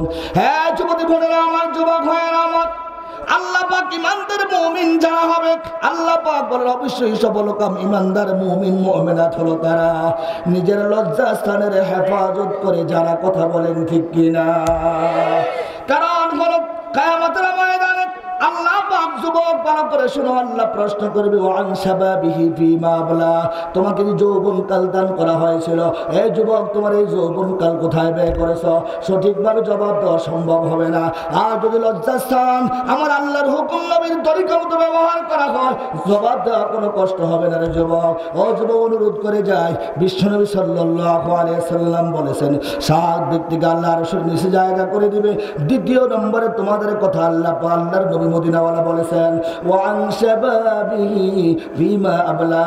আর এই হাদিসের মধ্যে বলেছেন ওয়াশাবুন নাশা ফি ইবাদাতিল্লাহি আযজা ওয়া জাল, যুবক যেই যুবক নাকি আল্লাহর ইবাদতের মধ্যে কাটায়, আল্লাহর ইবাদতের মধ্যে বড় হয়েছে, মদিনাওয়ালা নবী বলেন 2য় নম্বরে আল্লাহ পাক কিয়ামতের ময়দানে তার আরশের নিচে জায়গা করে দিবে। হে যুবক ভাই, পাগলামি করিও না, আল্লাহর ইবাদত করো। আল্লাহর ইবাদতের বড় সময় এখন। তোমার এই যৌবনকালের ইবাদত আমার আল্লাহর কাছে বড় পছন্দনীয়। যখন বৃদ্ধ হয়ে যাইবা, আজকে 60 বছর 70 বয়সে মক্কায় হজ করতে গেছে, জীবনের কতটা বছর নামাজ কাজা করেছে হিসাব নাই। ও বৃদ্ধ বাবারা, যদি নামাজ কাজা হয়ে থাকে, আমি মাহবুব অনুরোধ করে গেলাম জীবনের সমস্ত নামাজগুলো কালকা সকালবেলায় ক্যালকুলেটর মেশিন নিয়ে বসিয়া কত অক্ত কাজা হয়েছে হিসাব করিয়া করিয়া বাকি জিন্দেগি যতদিন বেঁচে আছো এই কাজা নামাজগুলো আদায় করে আমার আল্লাহর কাছে যাইও, না হলে উপায় নাই। কিন্তু মাপ নাই, মাপ নাই। পিছনের সমস্ত কাজা নামাজ আদায় করে তারপরে মরতে হবে। কথা কোন ঠিক কিনা? বাদ দেওয়া যাইব। 5ম নাম্বার, ওয়াল্লাযীনা হুম লিআমানাতিহিম ওয়া আহাদিহিম রাউন, যারা মুমিন হবে আমানতের খেয়ানত করবে না আর ওয়াদা বরখেলাপ করবে না। কথা কোন ঠিক কিনা? 7ম নম্বর, যেটা দিয়ে আল্লাহ আরম্ভ করেছেন ওয়াল্লাযীনা হুম আলা সালাওয়াতিহিম ইউহাফিজুন। আমার আল্লাহ পাক বলেন ইমানদার মুমিনের 1ম নম্বর গুণ, যেই গুণ দিয়ে আল্লাহ আরম্ভ করেছেন, 7ম নম্বরে গুণ আল্লাহ সেই নামাজ দিয়ে শেষ করেছেন। এবার জোরে আওয়াজ দিয়ে বলেন, নামাজের গুরুত্ব কম না বেশি? আল্লাহ পাক বলেন ইমানদার মুমিনের 7ম নম্বর গুণ, যারা ইমানদার মুমিন হবে আল্লাহ পাক বলেন তারা নামাজ আদায় করবে হেফাজতের সাথে। কথা বলেন ঠিক কিনা? বিশ্বনবী সাল্লাল্লাহু আলাইহি সাল্লাম বলেন মান হাফাযা আলাইকা কানাত লাহু নূরুন ওয়া বুরহানুন ওয়া নাজাতুন ইয়াউমাল কিয়ামা, যারা নামাজের হেফাজত করবে ওই হেফাজতের কারণে নামাজটা তার জন্য আলোকসজ্জা হবে, নূর হবে, অবরহানুন তার জন্য নামাজটা দলিল হবে, ওয়া নাজাতুন ইয়াউমাল কিয়ামা নামাজ তার জন্য পরকালে নাজাতের জরিয়া হবে। যদি বলেন আলহামদুলিল্লাহ। এই 7টা গুণ যারা অর্জন করতে পারবে আমার আল্লাহ পাক ঘোষণা করেন উলাইকা হুমুল ওয়ারিসুন, তাহারাই হলো ওয়ারিস। কিসের ওয়ারিস? বাড়ির ওয়ারিস না গাড়ির ওয়ারিস নাকি জমির ওয়ারিস? আমার আল্লাহ পাক ঘোষণা করতেছেন হে ইমানদার মুমিন বান্দারা, যদি আমি আপনি 7টা গুণ অর্জন করতে পারি, আল্লাহ পাক ঘোষণা দিতেছেন আমি আপনি ওয়ারিস হব। আল্লাহ পাক বলেন তাহারাই হলো ওয়ারিস। কিসের ওয়ারিস? একটু ভালো করে সুসংবাদটা আল্লাহ পাকের শুনে যান। আল্লাহ বলেন আল্লাযীনা ইয়ারিসুনাল ফিরদাউসা হুম ফিহা খালিদুন। জোরে আওয়াজ দিয়ে বলেন আলহামদুলিল্লাহ।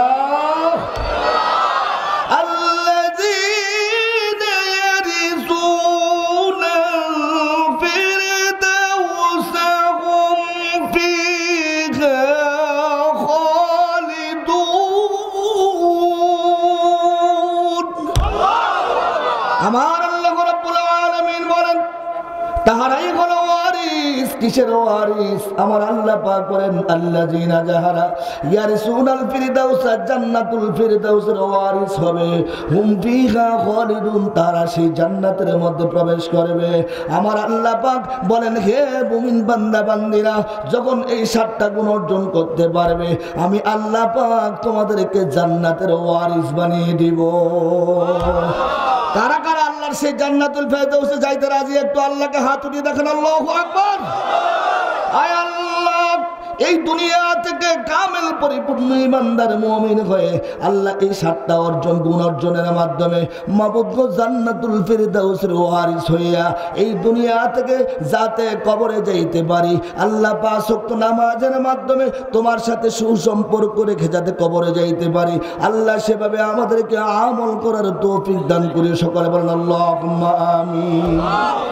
ওয়া মা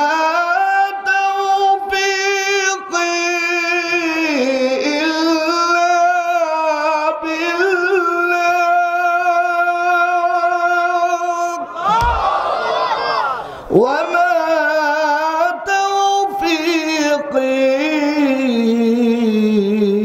إلا بالله عليه توكلت وإليه أنيب. جوري بلد اللهم آمين. وآخر دعوانا أن الحمد لله رب العالمين والسلام عليكم ورحمة الله وبركاته. সকলে বসেন, কেউ উঠেন না। محمد كما صليت على إبراهيم وعلى آل إبراهيم إنك حميد مجيد. اللهم بارك على محمد وعلى آل محمد كما باركت على إبراهيم وعلى آل إبراهيم إنك حميد مجيد. কম বেশি সকলেই আমরা গুনাহগার, তাই আল্লাহর কাছে খালেস নিয়তে তওবা করি, চক্ষু বন্ধ করে তওবা করি। আস্তাগফিরুল্লাহ আস্তাগফিরুল্লাহ আল্লাযী লা ইলাহা ইল্লা হুয়াল হাইয়ুল কাইয়্যুম ওয়া আতুবু ইলাইহি লা হাওলা ওয়া লা কুওয়াতা ইল্লা বিল্লাহিল আলিয়্যিল আযীম. أستغفر الله الذي لا إله إلا هو الحي القيوم وأتوب إليه لا حول ولا قوة إلا بالله العلي العظيم. اللهم أنت السلام ربنا ظلمنا أنفسنا وإن لم تغفر لنا وترحمنا لنكونن من الخاسرين. ربنا آتنا في الدنيا حسنة وفي الآخرة حسنة وقنا عذاب النار.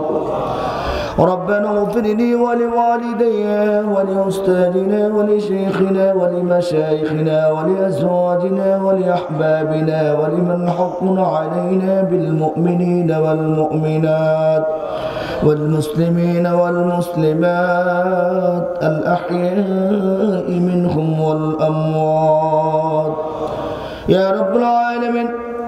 আল্লাহ দীর্ঘ রাত পর্যন্ত ওখানে কোরআন ও হাদিসের আলোচনা হয়েছে, ভুল ত্রুটিগুলো মাফ করে দিয়ে লক্ষ কোটি গুণ সওয়াব বাড়িয়ে তোমার হাবিবের রওজা পাকে সোনার মদিনে খাদিয়া পৌঁছে দাও। আল্লাহ তাআলা হযরতে বাবা আদম আলাইহিস সালাতু ওয়াস সালাম থেকে আজ অধ্যকার মুনাজাত পর্যন্ত যত মুমিন মুমিনাত মুসলিমিন মুসলিমাত কালিমা মুসলমান নর নারী মাটির নিচে শুয়ে গেছে আল্লাহ তাদের প্রত্যেকের কবরে রেখে দিয়ে পৌঁছে দাও। আয় আল্লাহ তাআলা হুজুর আকরাম সাল্লাল্লাহু আলাইহি ওয়াসাল্লামের আলে পরিবার সাহাবায়ে আজমাইন আজওয়াজ মুতাহহারাত উম্মাহাতুল মুমিনিন আশারা মুবাশশারা যত আনসার গুন শহীদ গুন সিদ্দিক গুন মুহাজির গুন তাবিঈন তাবিঈন সালফ সালিহিন বুজুরগান দ্বীন আইমে মুজতাহিদিন আইমে মুতাকাদ্দিমিন চার মাযহাবের চার ইমাম চার তরিকার চার ইমাম যত মুহাদ্দিসিনে কেরাম যত মুফাসসিরিনে কেরাম যত মুফতিয়ানে কেরাম যত আউলিয়া পীর বুজুর্গ তোমার বন্ধুরা মাটির নিচে শুয়ে গেছে আল্লাহ তাদের সকলের কবরে রেখে দিয়ে পৌঁছে দাও।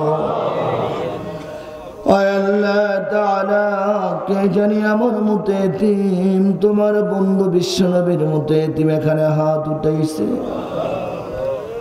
আল্লাহ মা নাই বাবা নাই কত মা বোনরা পর্দার অন্তরালে জানি হাত উঠাইছে।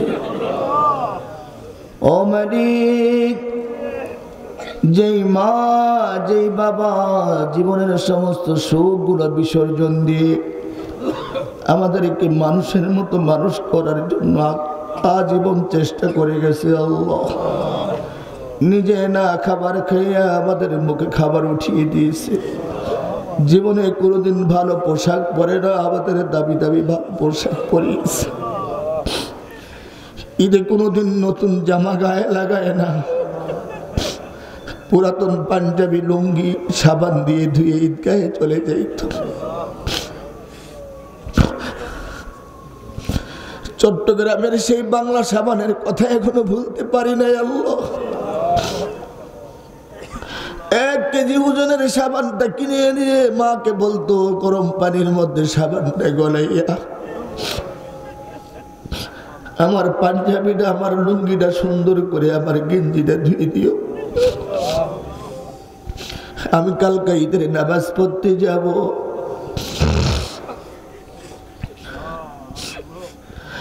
বাবা যদি একজন রিক্সা চালক রিক্সা চালায়, বাবা যদিও সিএনজি ড্রাইভার, যদিও অটো ড্রাইভার, বাবা যদিও কৃষক, বাবা যদিও দিনমজুর, কিন্তু সন্তানের মুখে সব সময় হাসি দেখতে চায়।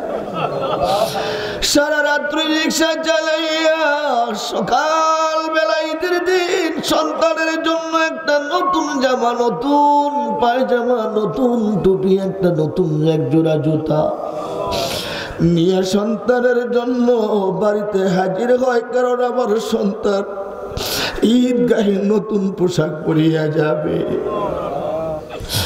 আল্লাহ সেই মা সেই বাবা কার জানি নাই আজকে অন্ধকার কবরে শায়িত আছে গো আল্লাহ। মা নাই, বাবা নাই, দাদা দাদি নাই, নানা নানি নাই, শ্বশুর শাশুড়ি নাই, কারো ভাই, কারো বোন, কারো স্ত্রী। আল্লাহ পদ্মার অন্তরালে কত মায়েরা হাত উঠাইছে, কত বোনেরা হাত উঠাইছে, কার জানি স্বামী নাই, আজকে এতিমের মতো হাতগুলো উঠিয়ে বসে আছে। আল্লাহ কোন মা কোন বোন জানি মা মা বলে কান্দে, সন্তান মাকে প্রশ্ন করে, ও মা আমাকে কেন নানার বাড়ি নিয়ে যাও না? মা চোখের পানিগুলো ছাড়িয়ে দিয়ে কান্দে আর বলে, ও আমার সন্তান,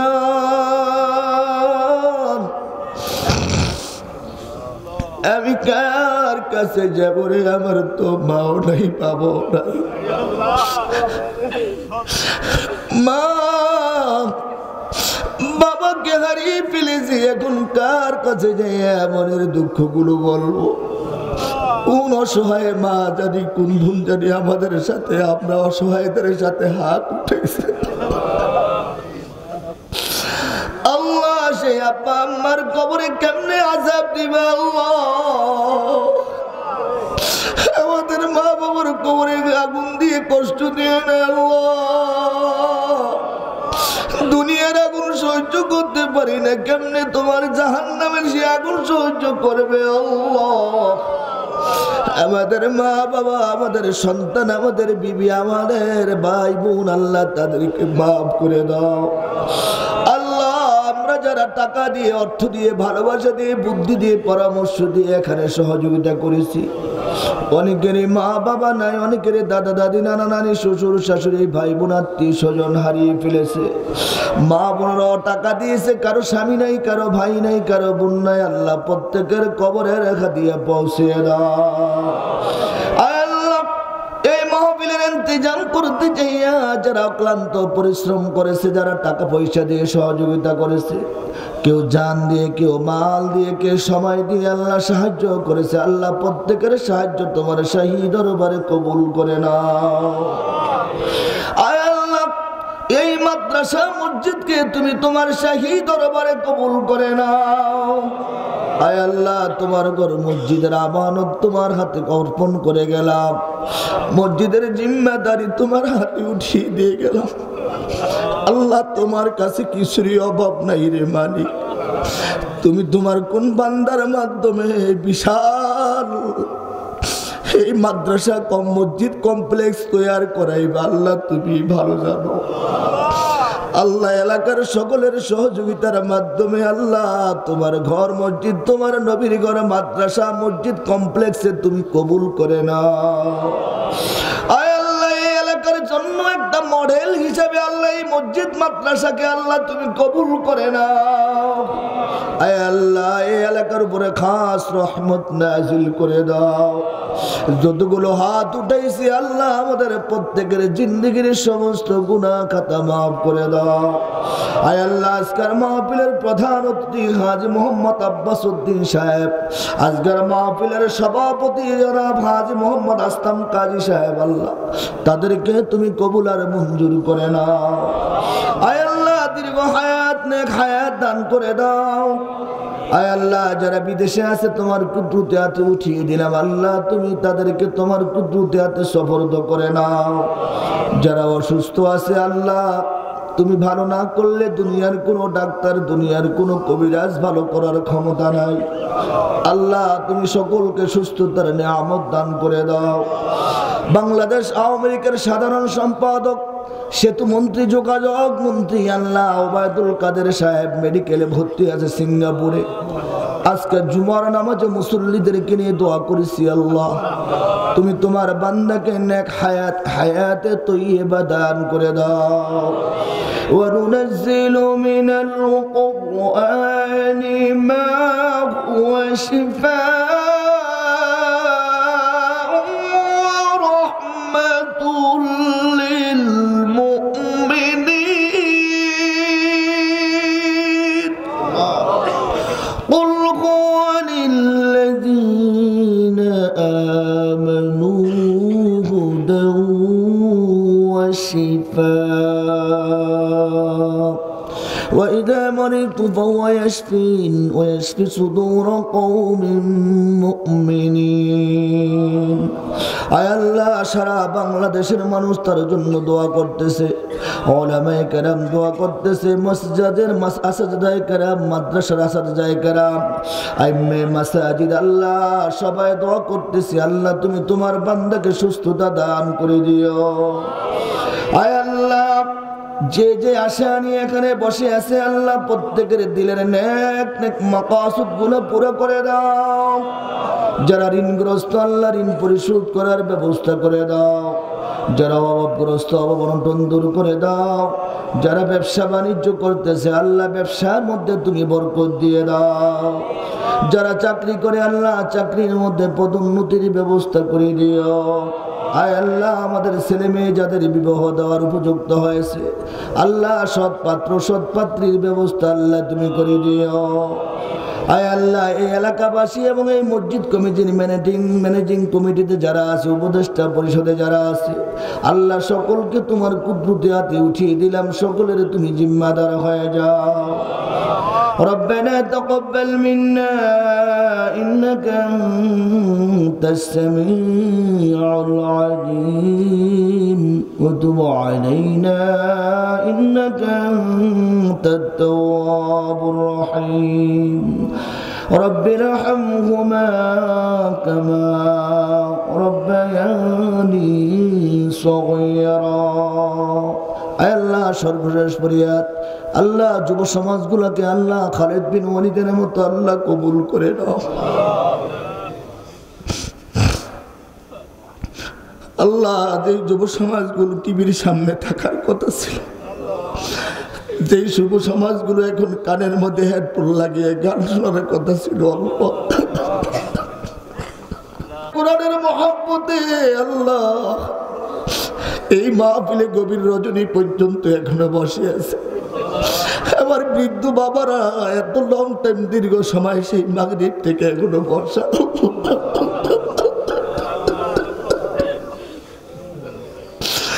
আল্লাহ তুমি কেমনে খালি হাতে ফিরে বা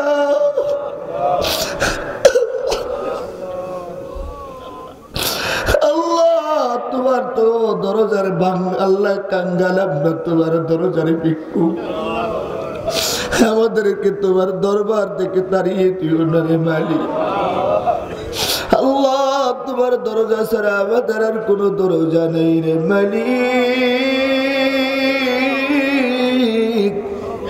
আমাদের প্রত্যেকের জিন্দেগির গুনাহ কথাগুলো মাফ করে দাও ও মালিক দাড়ি পাকা মুরব্বীদের নিয়ে হাত উঠাইছি আলেম ওলামাদের নিয়ে হাত উঠাইছি যুবক ভাইদের নিয়ে হাত উঠাইছি আল্লাহ পদ্মার অন্তরালে মা বোনেরা কাঁদতেছে আল্লাহ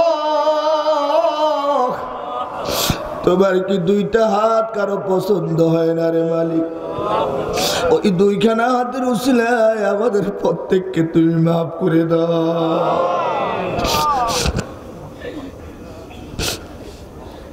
আল্লাহ তোমার নাম রহমান আমাদের গুনার খবর কাউকে জানতে দাও না মৃত্যুর আগে তোমার একটা নাম ইয়া সাত্তার গোপনে গোপনে আমাদের গুনাহগুলো মাফ করে দিও আমাদের ময়দানে crore crore billion billion million million trillion trillion মানুষ থাকবে আল্লাহ গুনাহগার বলে ডাক দিয়ে আমাদের বেয়াদবি করিও না রে আল্লাহ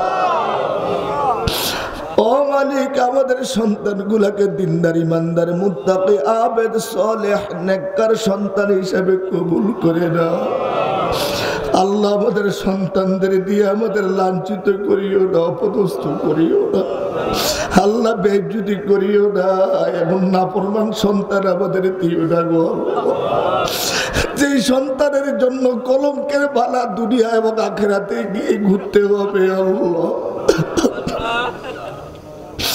এমন সন্তান তুমি দিও না আল্লাহ এমন সন্তান দিও না যে সন্তানের জন্য দুনিয়াতে কলঙ্কের মালা গলায় নিয়ে হাঁটতে হয় আখিরাত তো জাহান্নামের রশি গলায় দিয়ে যাইতে হবে আল্লাহ আমাদের সন্তানগুলাকে নেককার সন্তান হিসাবে আল্লাহ তুমি কবুল করে নাও سبحان ربك رب العزة عما يصفون وسلام على المرسلين والحمد لله رب العالمين والسلام عليكم ورحمة الله وبركاته